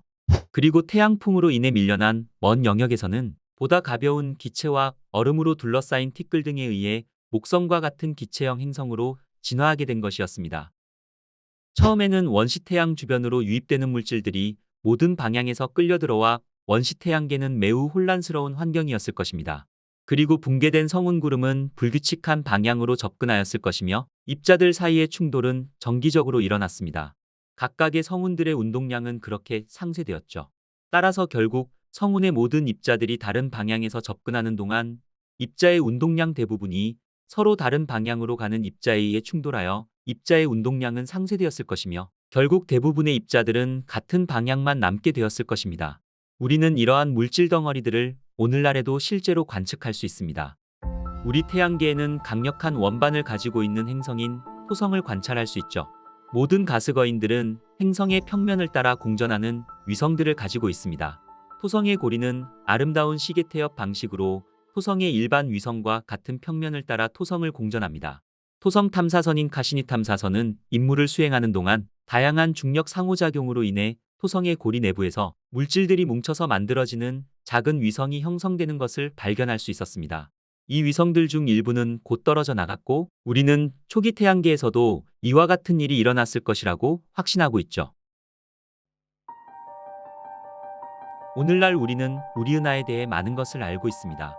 하지만 직접 우리 은하의 전체 모습을 본 사람은 아무도 없죠. 지구를 멀리 벗어나야 지구의 둥그런 모습을 볼 수 있듯이 우리 은하 전체의 모습을 관측하려면 우리 은하로부터 멀리 떨어져 관측을 해야 되는 것이죠. 하지만 인류는 지금까지 우리 은하의 모습을 제대로 촬영한 적이 없습니다. 우리 은하의 모습을 촬영하기 위해서는 카메라가 달린 탐사선이 우리 은하에서 수백 광년 떨어진 곳으로 가야만 하죠. 46년 전 지구를 떠난 보이저 1호는 인류가 우주로 보낸 탐사선 중에서 가장 멀리 간 탐사선이지만 이제 겨우 태양계를 벗어났죠. 보이저 1호가 현재 날아가고 있는 위치는 초속 30만 킬로미터로 빛이 달리더라도 22시간이 넘게 걸리는 232억 킬로미터 거리의 성간 우주공간입니다. 이 거리는 지구와 태양 간의 거리의 156배가 넘는 엄청난 거리인 것이죠. 만약 보이저 1호가 이 속도로 계속 날아가 우리 은하의 중심으로 날아가게 된다면 무려 18억 년을 날아가야만 우리 은하의 중심에 도착할 수 있습니다. 이것이 바로 우리 은하의 크기인 것이죠. 그런데 우리 은하의 크기는 빛의 속도로 달려도 우리 은하를 벗어나려면 10만 광년의 시간이 필요한 것입니다. 우리 은하의 전체 모습을 직접 보는 것은 거의 불가능에 가까운 일이죠. 그렇다면 과학자들은 우리 은하의 모양이 나선형이라는 것을 어떻게 알아냈을까요? 이것은 우리 은하 밖에 있는 은하, 즉 외부 은하에서 찾을 수 있습니다. 과학자들은 우리 은하의 모습은 보지 못했지만 이웃 은하인 안드로메다를 비롯해 많은 외부 은하를 관측해왔죠. 역설적으로 이들 은하가 멀리 떨어져 있기 때문에 가능한 것입니다. 우주에는 우리 은하와 같은 은하가 무수히 존재합니다. 관측 가능한 우주에는 최소 2조개 이상의 은하가 있다고 하죠. 과학자들은 막대 나선 은하인 UGC 12158의 모습이 우리 은하의 실제 모습과 가장 비슷할 것으로 생각하고 있습니다. 우리 은하 안에서 우리 은하의 전체 모습을 유추한다는 것은 숲속에서 숲 전체의 모습을 그려보는 것과 같은 어려운 상황일 것입니다. 오랜 세월 동안 천문학자들은 조각조각 모은 관측 자료를 바탕으로 우리 은하의 전체 모습을 구성해내는데 어느 정도 성공을 거두었습니다. 우리 별 태양은 은하 전체로 본다면 티끌보다도 작은 별입니다. 하지만 태양계는 우리에게 무엇보다 소중한 지구를 품고 있는 곳이죠. 우리는 지금 이 순간에도 지구의 자전에 의해 1초에 약 400m를 이동하고 있습니다. 이는 음속을 넘는 수치로 시속 1500km에 달하는 맹렬한 속도입니다. 그런데도 우리는 왜 못 느낄까요? 예를 들어 일정한 속도와 고도로 날아가는 비행기 안에 있다고 상상해 보세요. 그 비행기 안에서는 자신이 얼마나 빨리 가고 있는지 알 수 없거나 심지어 자신의 관점에서 전혀 움직이고 있다고 말할 수 없을 것입니다. 그리고 외부 세계는 움직이고 있지만 지상에 있는 사람은 그저 지나가는 항공기를 보면서 자신의 고정 위치에 대한 상대적인 움직임만을 인식할 수 있을 것입니다. 우리는 느끼지 못하지만 지구라는 우주선을 타고 지구와 함께 태양을 공전하며 지금도 광활하고 신비로운 은하계를 여행하고 있는 것이죠. 우리는 지구가 태양을 공전하는 시간을 측정하는 데 매우 익숙합니다. 지구가 태양을 한번 공전하면 약 365일, 1년이라는 시간이 지나는 것으로 우리는 항상 이 개념을 생각하고 있죠. 하지만 이 같은 개념은 태양계 내에서는 굉장히 중요할 수 있지만 태양계를 포함한 무수히 많은 항성과 행성들을 가진 우리 은하에 비하면 사실 상당히 보잘것없는 수준일 것입니다. 우리 은하를 돌고 있는 태양계는 머나먼 여행을 하고 있습니다. 마치 지구가 태양을 공전하는 궤도와 비슷하게 우리 은하를 여행하고 있죠. 태양계는 우리 은하 안의 태양 같은 항성 주위를 공전한다기보다는 훨씬 더 복잡하고 흥미롭게 은하 중심에 있는 초거대 블랙홀을 중심으로 공전하고 있습니다.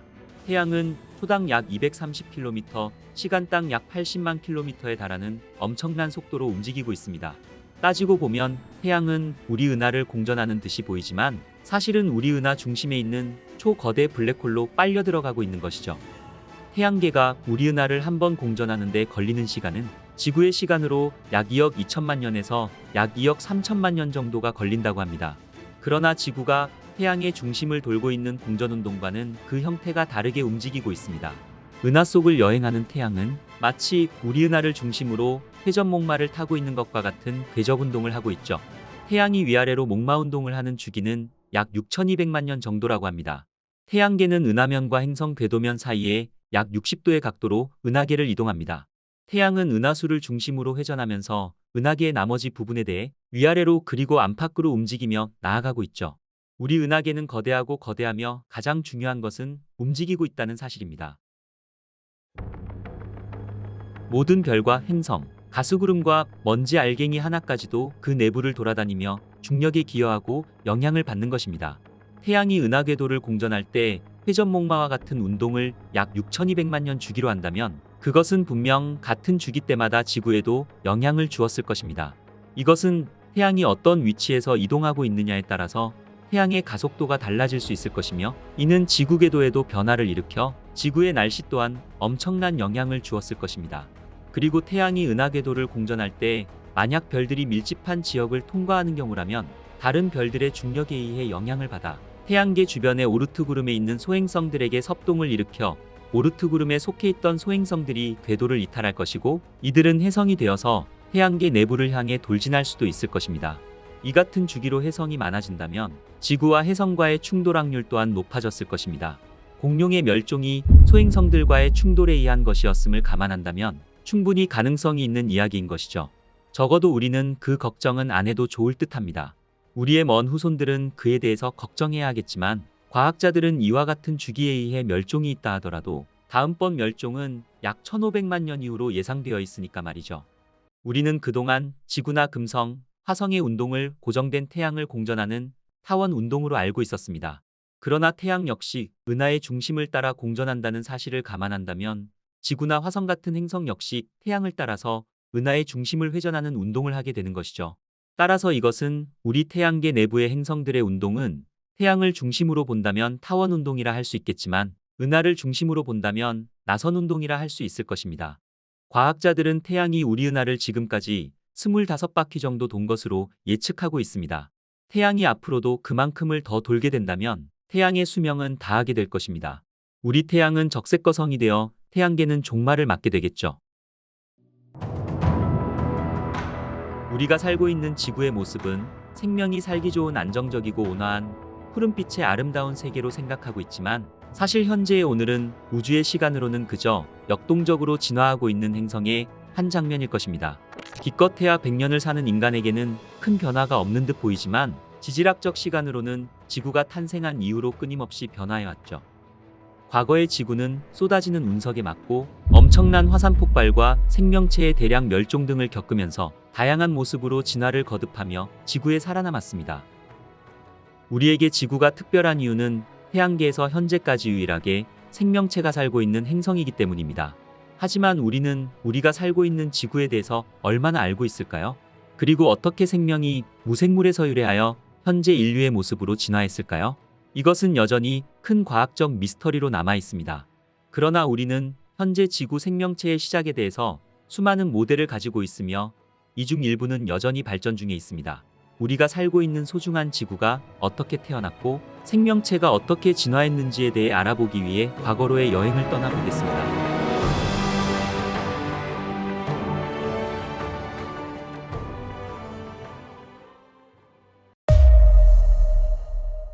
태양계가 형성되기 전 수십억 년 전으로 돌아가 보겠습니다.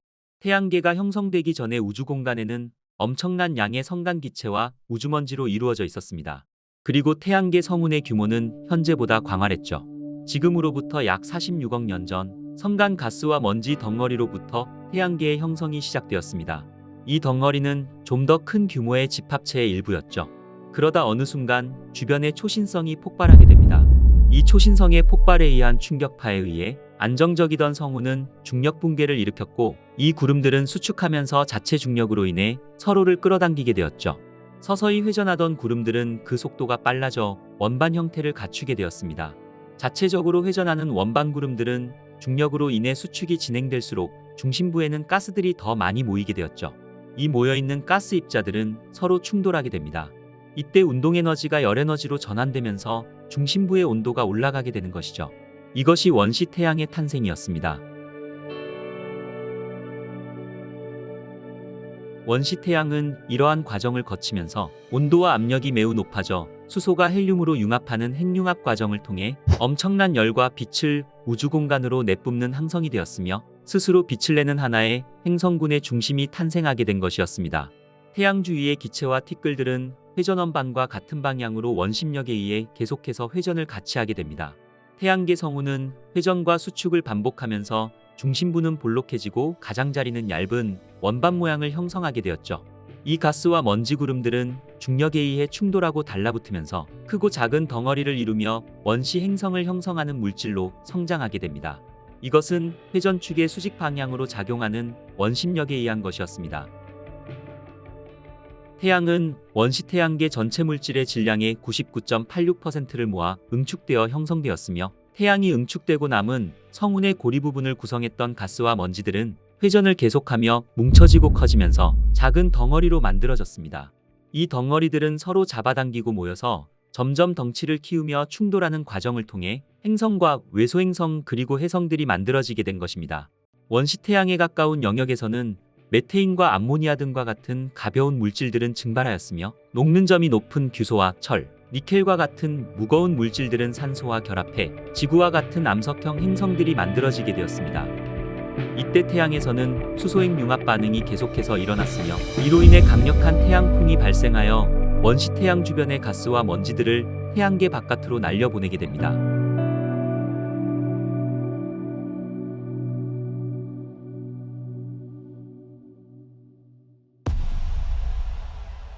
하지만 충분히 성장한 암석형 행성인 수성과 금성, 지구와 화성과 같은 초기의 태양계를 이루는 행성들은 구심력에 의해 태양 주위를 안정된 궤도로 공전하게 되면서 현재의 태양계 모습을 형성하게 되었죠.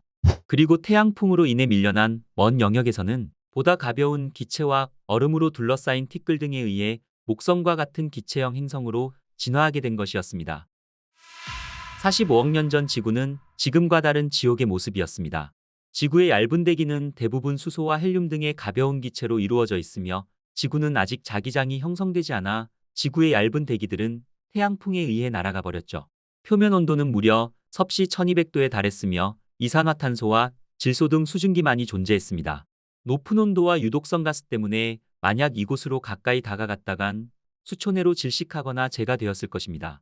이처럼 새로 태어난 지구는 액화암석이 펄펄 끓는 끝도 없는 용암의 바다였습니다. 그리고 지속적으로 소행성과 해성들에게 폭격을 받고 있었습니다. 하지만 이것이 끝이 아니었습니다.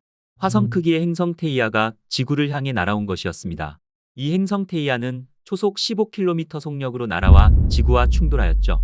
이 충돌은 지구 표면을 변화시켰고 수조 톤의 파편들은 우주로 날아가 지구 주변을 휘감았습니다. 이 두 어린 행성은 거의 액체 상태가 되었죠. 젊은 행성의 조각들인 뜨거운 먼지와 돌들은 지구 주변을 돌며 달을 형성하였으며 젊은 행성 주위 궤도를 차지하였습니다. 이 사건으로 지구의 달이 생성된 것입니다. 이것은 지구가 탄생한 후 2000만 년에서 3000만 년 정도에 일어났습니다. 과학자들은 이 충격으로 지구의 자전축이 공전면의 23.5도만큼 기울어져 현재 상태가 되었을 것이라고 보고 있죠. 만약 테이아가 지구의 정면으로 충돌했다면 아마 대부분이 흡수되어 달은 생기지 않았을 것입니다. 그리고 좀 더 비스듬히 충돌했다면 파편들은 더 넓게 흩어져 우리의 밤하늘에는 작은 달이 여러 개 생겼을 것입니다. 지구 위로 태양이 뜹니다. 하지만 3시간 만에 다시 집니다. 테이아의 충돌로 지구의 회전이 빨라져서 하루는 불과 6시간이었습니다. 시간은 빨리 흘러갔지만 지구는 서서히 변했습니다. 유성이 쏟아집니다. 지구는 태양계 형성 과정에서 생긴 파편들의 공격을 계속 받고 있습니다. 하지만 이 유성 안에는 지구 역사에 중요한 역할을 맡은 특수 화합물인 물입자가 있었죠. 지구의 모든 물이 이 유성에서 나오는 것은 아니지만 대부분의 과학자들은 그중 많은 부분이 그렇다고 믿고 있습니다.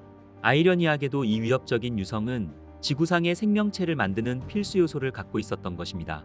각각의 유성 안에는 아주 적은 양의 물만 있었지만 이 유성들이 2000만 년이라는 긴 시간 동안 지구에 충돌하면서 물은 계속해서 지구에 축적되었죠.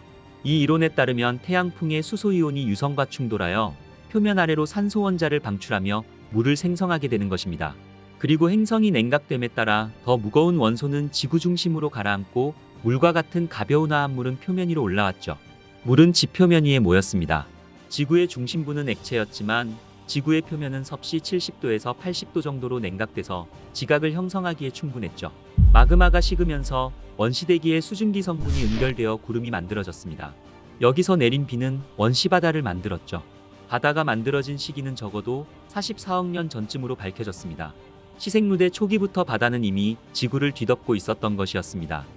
엄청난 바람입니다. 허리케인급 바람이 지구를 휩쓸었습니다. 이것은 지구의 빠른 자전 때문에 생겨난 것이었습니다. 최초의 달은 지금보다 훨씬 더 가까웠습니다. 달이 지구와 너무 가까워서 달의 강한 인력으로 인해 지구에는 엄청난 조수가 형성되었죠.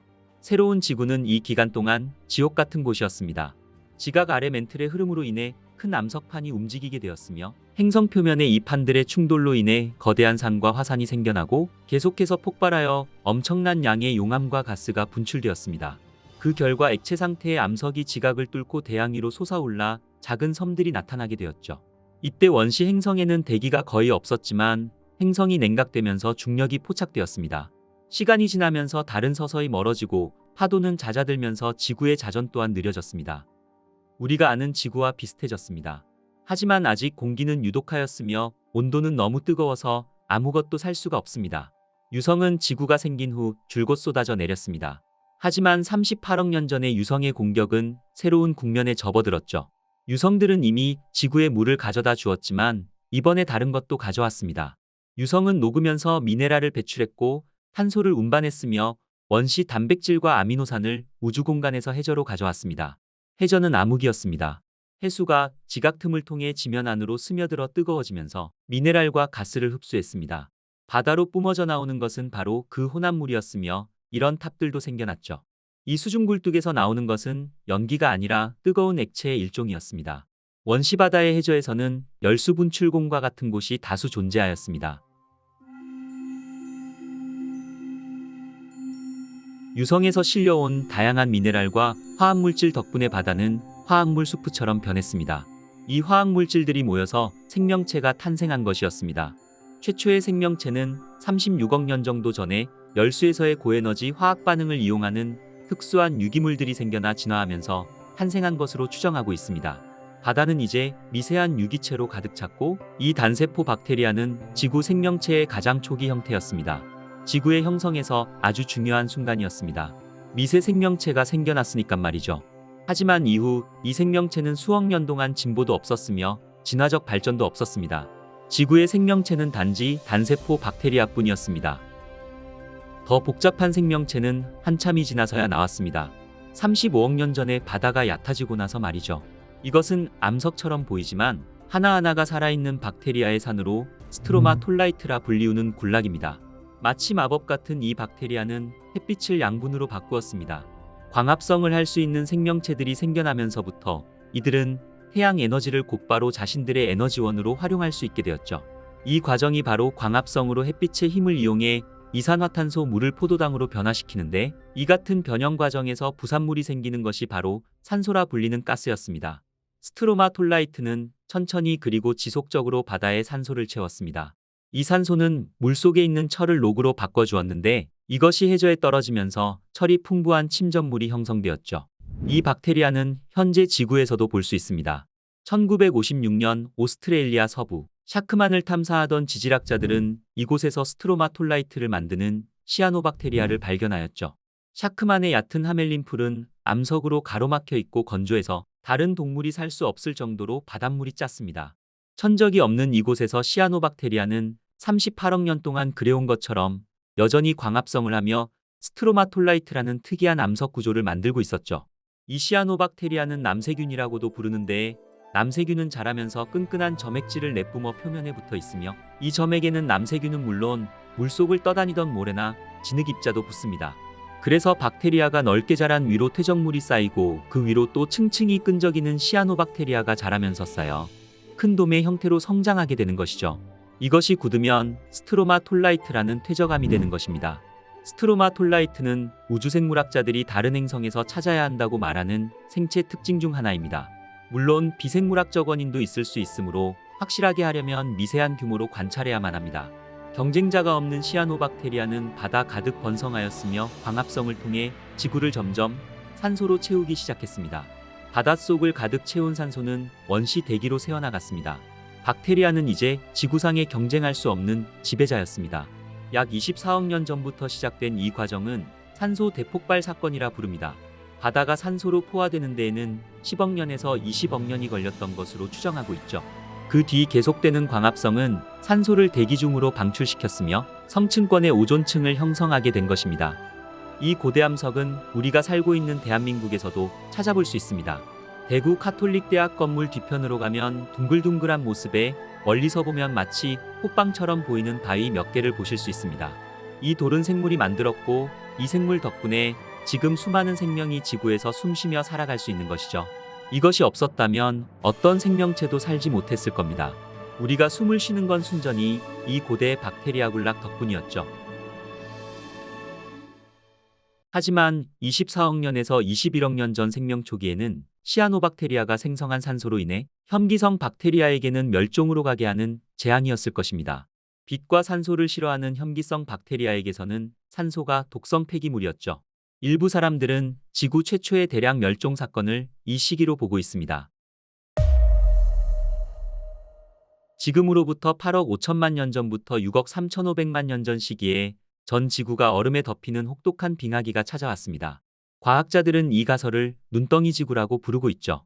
이 모델에 따르면 지구는 완전히 얼어붙었을 것입니다. 실제로 지구 표면 전체와 전체 해수면의 절반이 얼어붙은 상태였죠. 지구는 너무나도 추워졌습니다. 적도의 기온은 현재의 남극 기온과 비슷했을 것입니다. 과학자들은 왜 이 시기의 기온이 극단적으로 낮아졌는지에 대해서는 정확히는 모르지만 이산화탄소 등 대기 중 온실가스의 급격한 감소 등이 그 이유로 지목되고 있죠. 하지만 극단적인 추위보다 더 중요한 사실은 이 시기가 끝나고 복잡한 다세포 생물이 등장했다는 점이었습니다. 과학자들은 이 시기가 다세포 생물의 진화를 촉진시켰다고 믿고 있죠. 호주 국립대학의 연구팀은 당시 형성된 호주 중부의 퇴적층을 조사하면서 그 이유 가운데 하나를 밝혔습니다. 눈덩이 지구는 사실 2억 년 이상 계속해서 진행된 것이 아니라 빙하기와 간빙기처럼 눈덩이 시기와 해빙기를 반복적으로 거치던 시기였습니다. 그 가운데 7억 1700만 년 전 발생한 스타티안 빙하기는 약 5천만 년 동안 가장 극단적인 추위가 지속된 시기였지만 이 빙하기가 끝나던 시점에 빙하가 녹으면서 대륙에서 막대한 양의 영양염류가 바다로 흘러들어갔다는 증거를 발견한 것이었죠. 당시 바다에는 막대한 양의 영양분이 공급되면서 광합성을 하는 단세포 조류가 크게 증식하였으며 이를 잡아먹는 보다 크고 복잡한 생물이 탄생할 수 있었던 것이었습니다. 이러한 과정 덕분에 눈덩이 지구가 끝난 6억 3,500만 년 전부터는 독특하게 생긴 다세포 생물인 에디아카라 동물군이 등장하였으며 5억 4,100만 년 전 캄브리아기 대폭발에 이르러서는 대부분의 현생 동물군의 조상들이 등장하게 된 것이었습니다. 빙하기가 끝나면서 캄브리아기 대폭발이 찾아왔다는 점에서 특별한 관심을 끌고 있습니다. 캄브리아기 폭발은 캄브리아기에 들어서면서 다세포 생물이 갑자기 번성하였고 종의 다양성이 폭발적으로 늘어난 현상이었습니다. 고생대는 5억 3천만 년 전 지구가 빙하시대에서 깨어나면서 시작되었습니다. 그 시대는 2억 8,900만 년 동안 지속되었죠. 이 시대의 바다에는 생명이 시작하기에 완벽한 공간이었습니다. 그리고 모든 위대한 일이 그렇듯이 그것은 작게 시작되었습니다. 5억 4,300만 년 전 지구상의 모든 생명체는 해저의 두꺼운 진흙층 아래에서 살았습니다. 여기서 찾을 수 있는 유일한 것은 미생물뿐이었죠. 지구상의 생명체가 탄생하게 될 캄브리아기 폭발이 일어날 때까지 수백만 년 동안 생명체는 더 이상 커지지 않았습니다. 하지만 시아노박테리아가 더 많은 산소를 대기 중으로 펌핑하면서 상황은 달라졌습니다. 4억 8,500만 년 전 오르도비스기 기간 동안 지각이 이동하면서 북미와 유럽이 합쳐져 곤드와나라는 초대륙이 형성되었습니다. 곤드와나에는 현대 아프리카, 남아메리카, 남극 대륙, 호주 및 인도의 많은 부분이 포함되어 있어 꽤 큰 지표면을 이루었습니다. 이 대륙이 남극 위로 이동하면서 대규모 빙하기가 전 세계로 퍼지게 됩니다. 캄브리아기 대폭발 이후 생물학적 다양성은 급속히 확장되었습니다. 바다에서는 모든 종류의 복잡한 생명체들로 가득 채워졌죠. 이제 바다에는 삼엽충과 조개 모양의 완종류 등 물고기와 같은 복잡한 해양 척추 동물이 가득합니다. 물속에는 턱없는 물고기인 갑주어라 불리는 원시 물고기들이 바다를 돌아다녔죠. 이 갑주어들은 턱도 없고 지느러미도 꼬리에만 발달했기 때문에 느릿느릿 바다 밑을 헤엄치면서 흙을 빨아올려 미생물들을 걸러 먹었습니다. 하지만 이 시대의 바다는 이 턱없는 물고기 갑주어들이 바다를 지배하고 있었습니다. 그리고 육지로 돌아오면 최초의 식물이 뿌리를 내리게 됩니다. 한편 식물은 한때 불모지였던 대륙 지각을 완전히 변형시켰습니다. 큰 초식 동물이 존재하지 않아 식물은 아무 제약 없이 자랐으며 울창하고 넓게 펼쳐진 숲을 이루었죠. 하지만 이 나무들은 우리에게는 매우 이상하게 보일 것입니다. 프로토탁사이트라고 불리는 거대한 나무 모양의 곰팡이도 있는데 이 곰팡이는 높이가 무려 약 8m에 가까웠습니다. 5억 3,500만 년 전의 캄브리아기 대폭발 이후 다세포 진핵생물은 육상을 점령하고 하늘에 진출했으며 바다에서는 생태계의 꼭지점에 군림하는 등 엄청난 성공을 거두게 되었습니다. 그러나 새로운 빙하기가 시작되면서 해수면이 급락하게 되어 얕은 바다에 사는 생물들의 80%가 죽게 되었죠. 하지만 약 4억 4,400만 년 전부터 빙하가 녹기 시작하였습니다. 대봉기 시대는 바다 및 그 어떤 것도 안전하지 않았습니다. 대봉기는 어류의 시대라 불릴 정도로 다양한 물고기의 전성시대였습니다. 이 시대에는 이 거대하고 무시무시한 물고기가 헤엄치고 있었습니다. 이 사나운 물고기는 먹이를 쉽게 잡을 수 있는 강력한 턱을 가지고 있었습니다. 그 시기를 주름잡던 둥클레오스테우스는 오늘날 북아메리카 동부 대부분을 덮고 있는 넓고 얕은 내만에 살고 있었죠. 거대 육식어류인 둥클레오스테우스는 대봉기 후기 바다에 등장한 가장 강력한 턱을 가진 대형 포식자 판피어류의 일종이었습니다. 전체 몸 길이가 최대 8.8m였으며 몸무게는 무려 4톤에 가까웠죠. 둥클레오스테우스의 가장 큰 특징이라고 할 수 있는 턱의 힘은 강력했습니다. 두개골 골격에서 발견할 수 있는 턱 주변 근육과 인대의 흔적은 역동적인 턱의 움직임을 가능케 하였습니다. 0.02초의 속도로 입을 크게 벌려 앞으로 내미는 턱 안으로 먹이를 빨아들이며 톱날 같은 날카로운 이빨로 잘게 잘라 삼켰을 것입니다. 아마도 느리고 순한 갑주어들은 판피류의 좋은 먹이가 되었을 것입니다. 둥클레오스테우스 턱의 구조와 힘은 둥클레오스테우스가 왜 대봉기 먹이사슬의 최상위 포식자인지를 증명하고 있는 것이었습니다. 3억 5,800만 년 전으로 거슬러 올라가면 적도 근처에는 생명체가 번성하는 반면 나머지 세계는 치명적인 온도 변화를 경험하는 것을 볼 수 있습니다. 지구상의 기후는 계절 변화가 없는 열대 기후라고 생각되었던 석탄기 시대가 열렸습니다. 석탄기 시대 동안 지구는 따뜻하고 습했습니다. 호수가 많았고 강과 늪이 많았습니다. 숲은 양치류와 곰봉이끼와 같은 거대 포자식물이 땅을 뒤덮고 있었죠. 나무는 10m 높이로 자랐습니다. 이 기간 동안에는 식물이 지구를 덮었으며 식물 잔해의 유기퇴적물이 형성되었습니다. 세계 최초의 석탄 퇴적물이 형성된 것이죠. 이 석탄 퇴적지는 오늘날에도 여전히 불타고 있습니다. 이 숲의 성장은 대기 중 산소 수준을 증가시켰으며 일부 동물과 곤충은 당시 높은 수준의 산소로부터 자신을 보호하기 위해 물에서 자라서 더 커졌습니다. 그 기간 동안 육상 동물은 많지 않았지만 곤충의 크기는 괴물처럼 커져만 갔죠. 공포 영화에서나 상상할 만한 거대한 잠자리 메가노라이트가 호수 위를 날아다니는 모습은 무시무시하였습니다. 잠자리의 날개 길이는 30cm가 넘었으며 그들의 턱은 약탈적이었죠. 눈은 튀어나왔고 다리는 뾰족했습니다. 3억 2천만 년 전에 죽은 이 거대한 잠자리는 오늘날에도 확인할 수 있는 믿을 수 없을 만큼 상세한 화석으로 발견되기도 하였죠. 그리고 진해의 먼 친척인 끔찍한 절지동물도 살았습니다. 3m 크기의 곤충은 엄청난 양의 식물을 먹어치웠죠. 그들은 또한 작은 양서류들을 잡아먹는 것을 좋아했을 것입니다. 길이가 1m나 되는 양서류들은 다양화하기 시작했고 파충류는 척추가 있는 현재의 도마뱀과 매우 유사한 형태로 진화하였죠. 바다에 살았던 생명체들은 키메라처럼 보였습니다. 상어의 먼 조상인 헬리코프리오는 아래턱의 전기톱과 비슷한 소용돌이 모양의 이빨을 가지고 있었죠. 아마 실제로 보게 된다면 가장 무서웠을 것입니다. 몸체는 10m에서 12m에 달했고 날카로운 나선형 이빨은 직경이 90cm 크기였습니다. 아래턱에는 날카로운 이빨이 많았음에도 불구하고 헬리코프리온의 이빨은 딱딱한 껍질을 깨뜨리지 못해 오징어나 크릴 새우 등 부드러운 먹이만 먹었을 것입니다. 2억 9,900만 년 전 페름기 시대의 지구는 가장 큰 변화를 겪고 있었습니다. 유라메리카 대륙과 곤드와나 대륙이 판게아라는 하나의 초대륙으로 합쳐진 것이었죠. 지구의 대륙들은 이제 막 서로 충돌하여 행성 표면의 3분의 1을 차지하는 거대한 대륙을 형성한 것이었습니다. 이 큰 대륙들이 충돌하며 합쳐지면서 초대륙의 중앙에는 엄청난 높이의 산맥들이 솟아올랐죠. 실제로 이 산맥들은 너무 커서 판게아 기후에 큰 영향을 미쳤습니다. 이 산맥들은 대륙으로 들어가는 비구름을 가로막았으며 이로 인해 초대륙의 내부에는 황량하고 건조한 사막들이 만들어지게 되었습니다.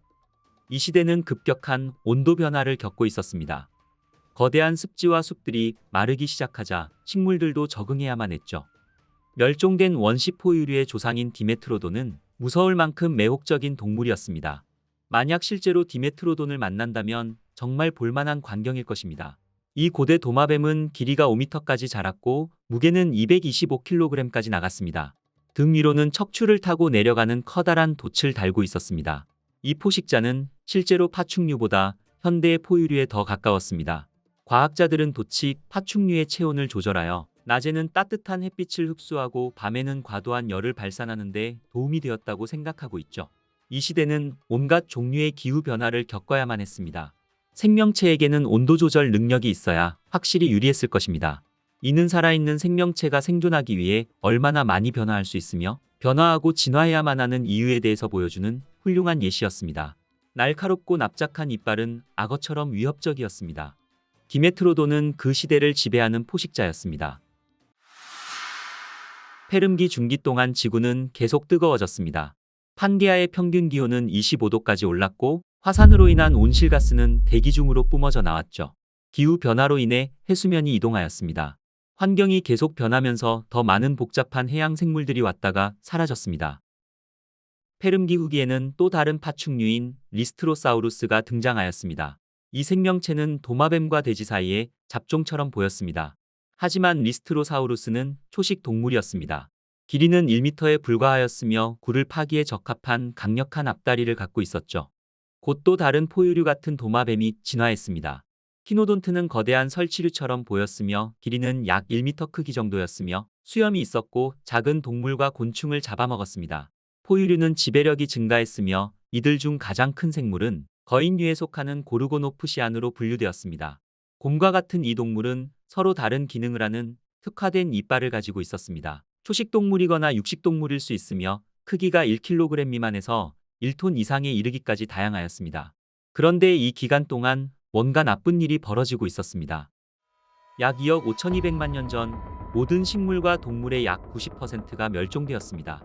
이 비극적인 순간은 대멸종이라고 불리우며 이는 지구에서 가장 파괴적인 대량멸종 사건으로 기록되었죠. 과학자들은 아직도 이 재앙적인 멸종의 원인이 무엇인지에 대해 논쟁 중에 있습니다. 하지만 대부분의 이론은 폭발적인 화산 활동의 결과라고 보고 있죠.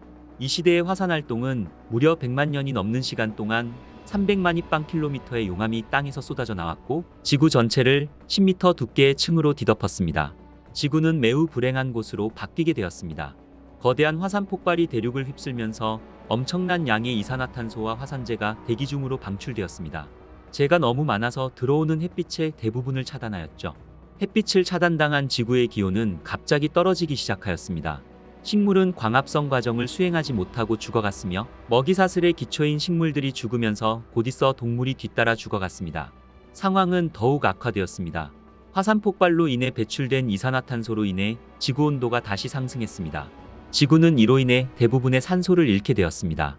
바다는 더욱 산성화되어 숨을 쉴 수 없게 된 페름기의 바다 동물은 대다수가 죽어야만 했습니다.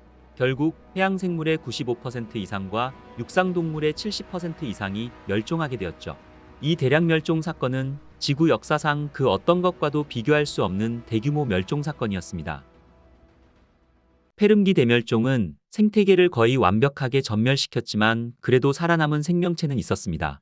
이들이 살아남아 진화한 덕분에 후대의 생명체가 탄생할 수 있었죠. 대멸종 이후 한동안 지구상에는 리스트로사우루스라는 초식 수국류가 대부분의 육상 지역에서 활보하였습니다. 이들은 돼지 정도의 몸 크기를 가지고 있었는데 이들이 살아남은 이유는 분명하지 않지만 단순한 우연이 아니었다면 아마도 땅굴을 파서 숨을 수 있는 능력 때문이었을 것입니다. 하지만 페름기 대멸종의 주원인을 산소 농도 저하로 보는 학자들은 리스트로사우루스가 다른 시냅시드보다 넓고 큰 폐를 가지고 있었기 때문에 생존할 수 있었다고 주장하고 있죠. 대멸종 이후 텅 비어있는 대지에서 지상 척추동물 중 약 60%가 리스트로사우루스 한 종이었으며 대략 10억 마리가 존재했던 것으로 추정되고 있습니다. 하지만 트라이아스기 중기부터는 공룡과 익룡, 악어의 조상인 파충류로 주도권이 넘어가면서 지구 최대 규모의 대멸종에서 살아남았다는 명성에 무색하게 지질학적으로는 얼마 되지도 않는 기간 만에 생존 경쟁에서 밀려 멸종을 맞이하게 되었죠. 그러나 이후 새로운 시대인 공룡의 시대가 시작될 것입니다. 우주 채널을 구독하시는 분들이라면 아마도 외계 생명체를 발견했다는 기사를 보게 되는 날을 항상 꿈꿔왔을 것입니다. 하지만 그날이 올 때까지 다양한 조건에서 생명체가 어떻게 진화할 수 있는지를 이해하기에 좋은 재료는 지구에 발견할 수 있는 화석 기록일 것입니다. 과거 고생대의 지구는 완전 다른 행성이었습니다.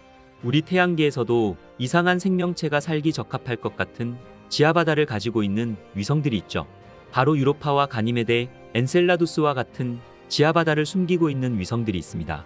제 개인적인 마음으로는 유로파의 지하바다에서 외계 생명체의 실마리라도 발견되었으면 좋겠습니다. And liftoff.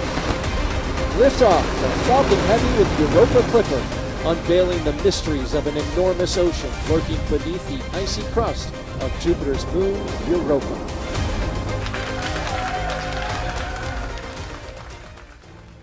(2024년 10월 14일) 나사는 유로파 클리퍼 탐사선을 발사했습니다. 이 탐사선은 목성으로 이동해 유로파의 표면과 지하바다에 대한 상세한 연구를 수행할 예정입니다. 지난 50년간 우리는 생명의 흔적을 찾기 위해 끊임없이 우주를 탐색해 왔습니다. 로봇 탐사선을 화성에 보내 암석을 시추했으며 심지어 소행성에서 채취한 샘플을 가져오기도 했습니다. 하지만 이러한 성공에도 불구하고 우리는 아직까지 생명체의 확실한 증거를 찾지 못했죠. 언뜻 보기에 유로파는 생명체의 흔적을 찾기에는 이상한 장소처럼 보입니다. 목성은 생명체 거주 가능 영역인 골디락스 존 밖에 있으며 유로파는 우리 달보다 작은 위성입니다. 그리고 유로파에는 대기가 거의 없으며 태양풍으로부터 자신을 보호할 만큼 강력한 자기장도 없죠. 심지어 이곳은 궤도를 탐사하는 위성에게는 가혹한 환경입니다. 하지만 문제는 여기서 끝나지 않습니다. 목성의 강력한 자기장은 태양의 복사 에너지를 전환시키고 집중시켜 방사선대에 공전하는 탐사선을 무자비하게 망가뜨릴 수 있죠. 만약 우리가 유로파 표면에 서 있다면 하루에 5400mS의 방사선에 노출될 것입니다. 이것은 지구에서 받는 방사선량보다 1800배나 많은 수치입니다. 만약 인간이 그곳에 몇 시간만 머물러도 결국 방사선 피폭으로 사망에 이를 것입니다. 그렇다면 왜 나사는 목성의 얼음 위성에서 생명체의 흔적을 찾기 위해 50억 달러, 하나로는 무려 6조 7천억 원을 지출하는 것일까요? 그리고 태양계 내에서 생명체를 찾을 수 있는 수많은 장소 중에 왜 하필 유로파일까요? 우리는 오랫동안 유로파가 생명의 잠재력을 가지고 있다 생각해 왔습니다. 이는 얼음 표면 아래에 거대한 바다가 존재할 것이라는 우리의 의심에서 비롯되었죠. 그렇다면 우리는 어떻게 유로파의 지하바다가 존재한다는 것을 알 수 있을까요? 유로파에 물이 존재한다는 첫 번째 직접적인 확인은 보이저 탐사선에서 나왔습니다.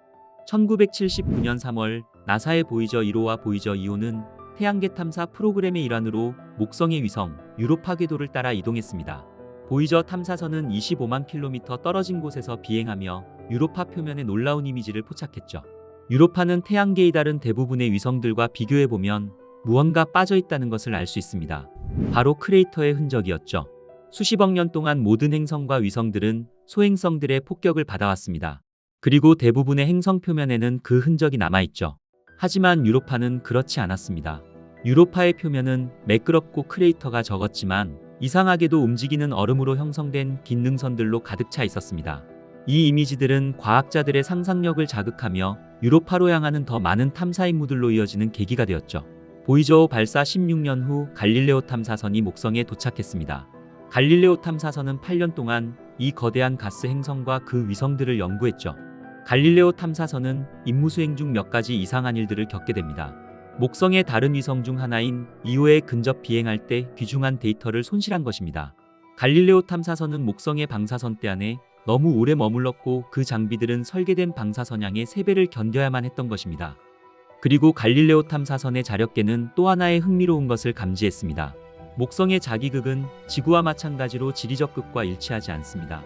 그리고 행성이 10시간마다 자전하면 전체 자기장이 흔들립니다. 목성에서 발생하는 변화하는 자기장은 유로파의 자기장을 유도하며 그 자기장은 상당히 강력합니다. 이것은 유로파 내부에 전기전 도성층이 존재해 목성 자기장에 반응한다는 것을 의미했죠. 갈릴레오 탐사선의 측정 결과에 따르면 이 층은 표면 가까운 곳에 불과 수십 킬로미터 깊이에 있어야만 했습니다. 유로파의 표면은 두꺼운 얼음 지각으로 덮여 있습니다. 이 붉게 보이는 갈색 지역들은 분광기를 통해 관찰했을 때 수화된 염분과 황산, 심지어 박테리아와 같은 여러 가지 물질의 특징과 일치합니다. 최근 제트추진 연구소의 실험에서는 하얀색의 해염이 강력한 방사선에 노출될 때 유로파의 지표면 색깔과 동일한 갈색으로 변한다는 사실이 밝혀졌죠. 이 실험에서 과학자들은 유로파 내부에 거대한 소금물의 바다가 존재하며 그 깊이가 100km에 달할 수 있다고 생각하게 됩니다. 그리고 이 바다가 지질 활동을 일으켜 유로파의 표면을 끊임없이 새롭게 만들 것이라 추측했죠. 그렇다면 과학자들은 왜 태양에서 멀리 떨어진 두꺼운 얼음층 아래, 그것도 이런 극한 조건에서 외계 생명체가 존재할 수 있다고 생각하는 걸까요? 만약 과학자들의 생각처럼 그곳에 생명체가 있다면 얼마나 복잡한 생명체일까요? 유로파의 두꺼운 얼음 껍질은 지하바다를 방사선으로부터 보호합니다. 그리고 과학자들은 이 치명적인 방사선들이 유로파의 생명체 가능성의 핵심이 될 수 있다 말하고 있죠. 유로파의 얼음 표면에 부딪힌 플라스마와 대전된 이온들이 과산화수소와 같은 강력한 산화제를 생성할 수 있습니다. 만약 이 산화제들이 유로파의 지하바다로 흘러들어간다면 다른 분자들과 반응해 생명체가 활용할 수 있는 다양한 요소들을 생성할 수 있다는 것이죠. 우리는 이미 액체물이 생명체가 출현하는데 필수적이라는 것을 알고 있으며, 그리고 유로파에는 충분한 양의 물이 있습니다. 게다가 유로파의 물은 끊임없이 움직이며 규산염 멘틀과 상호작용합니다. 이것은 광물 화합물이 씻겨 내려가 잠재적인 생명체에게 자원을 제공한다는 것을 의미했죠. 하지만 목성은 지구에서 받는 햇빛의 약 4% 정도밖에 받지 못합니다. 따라서 유로파의 표면 온도 또한 항상 영하 160도 이하이며, 일반적인 상식으로는 유로파에 바다가 있더라도 그 바다는 완전히 얼어붙어 있을 것이라고 생각할 수 있습니다. 하지만 유로파는 태양에 의존하지 않고도 열을 발생시킬 수 있는 방법을 가지고 있었죠. 유로파가 목성에 가깝게 공전하는 것 또한 또 다른 방식으로 생명체에 필수적인 에너지를 제공할 수 있습니다. 유로파의 20율 높은 궤도는 위성을 수축하고 팽창시키는 조성력을 생성합니다. 이로 인해 발생하는 마찰은 지하바다를 비교적 따뜻하게 유지시킬 수 있으며 생명을 유지하기 위한 충분한 열을 발생시킬 수 있죠. 유로파의 공전 궤도는 완벽한 원형이 아닙니다. 이것은 이오와 유로파, 가니메데가 궤도 공명 상태에 있기 때문입니다. 가니메데가 한 번 공전할 때마다 유로파는 2번, 이오는 4번 공전합니다.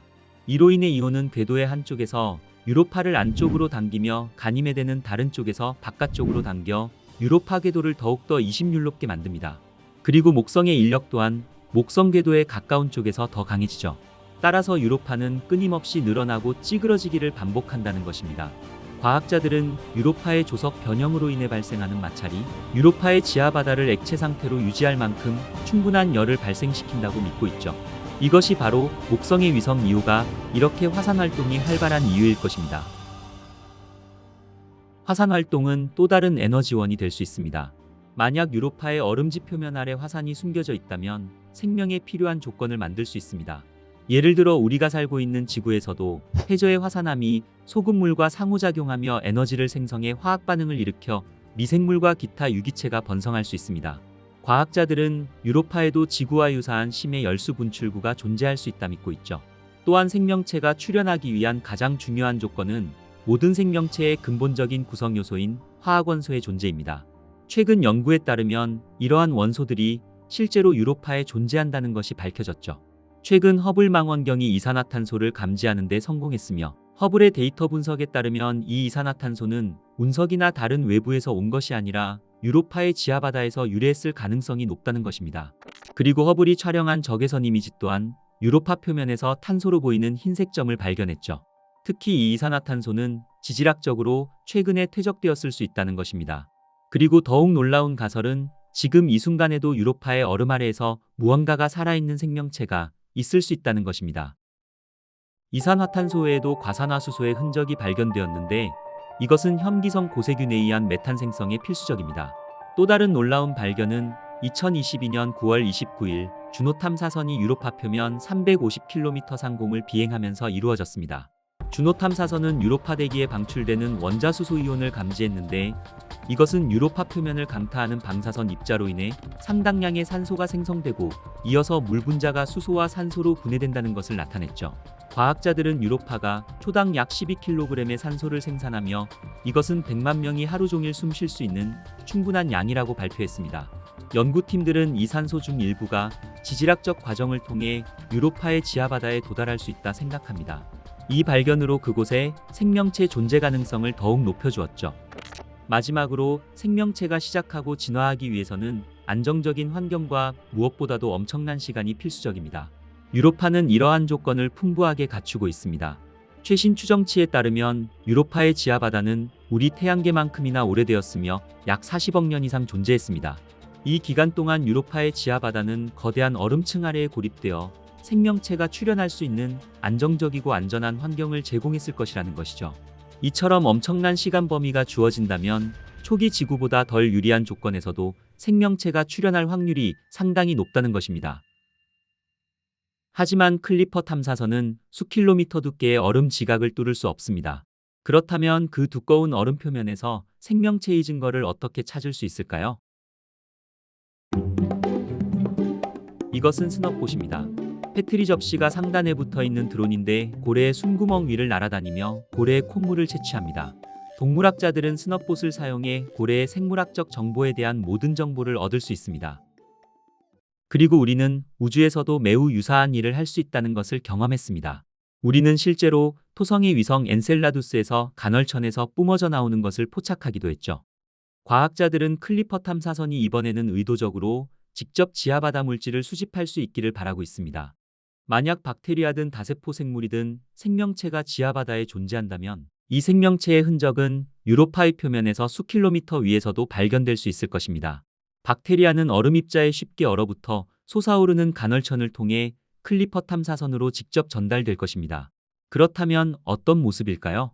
과학자들은 그곳에서 발견될 생명체가 있다면 지구의 심해 열수 분출구에서 출현한 박테리아와 유사한 원시적인 형태일 가능성이 높다고 여겨집니다. 프로젝트에 참가한 과학자들은 원시적인 생명체를 가장 낙관적인 기대치로 내세우는 반면 다른 일부 과학자들은 한 걸음 더 나아가 복잡한 다세포 생명체를 발견하기를 기대하고 있죠. 그들의 가설에 따르면 화학영양세균과 유사한 생명체가 유로파의 지하바다에 서식하며 해저의 유기퇴적층을 형성하고 다른 생명체들이 이를 먹이로 삼을 수 있다는 것입니다. 이러한 퇴적물들은 지구의 초식동물에 비유될 수 있으며 그에 상응하는 상어와 유사한 포식자들도 존재할 수 있습니다. 하지만 이 생명체들은 완전한 어둠 속에서 두꺼운 얼음과 바다 깊이로 인해 발생하는 엄청난 압력을 견뎌내야 할 것입니다. 아마도 일부 사람들은 이것이 환상적인 추측으로만 들릴지도 모르지만 이 가설은 근거가 없는 것은 아닙니다. 이 가설의 타당성을 뒷받침하는 또 다른 주장은 20세기 후반 지리적 발견 중 하나입니다.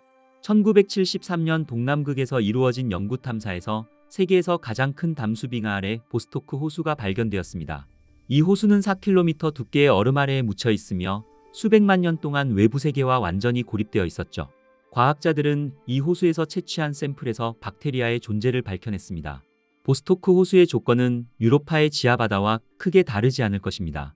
지구에서 발견된 이 독특한 사례는 겉으로는 절망적이고 극한 조건에서도 생명체가 실제로 존재할 수 있다는 믿음을 주었죠. 유로파 클리퍼는 나사가 행성 탐사 임무를 위해 제작한 가장 큰 우주선입니다. 무게는 약 6.5톤에 달하며 이 크기는 거대한 아프리카 코끼리와 같죠. 그리고 태양 전지판이 엄청나게 큽니다. 만약 태양 전지판을 자유의 여신상에 놓는다면 발가락 끝에서 왕관까지 닿을 것입니다. 그리고 이 탐사선의 장비들은 그 크기뿐만 아니라 기술적인 경이로움 그 자체였습니다. 유로파 클리퍼 탐사선은 9개의 최첨단 과학 장비를 탑재하고 있으며 유로파에 도착하는 동시에 작동하기 시작할 것입니다.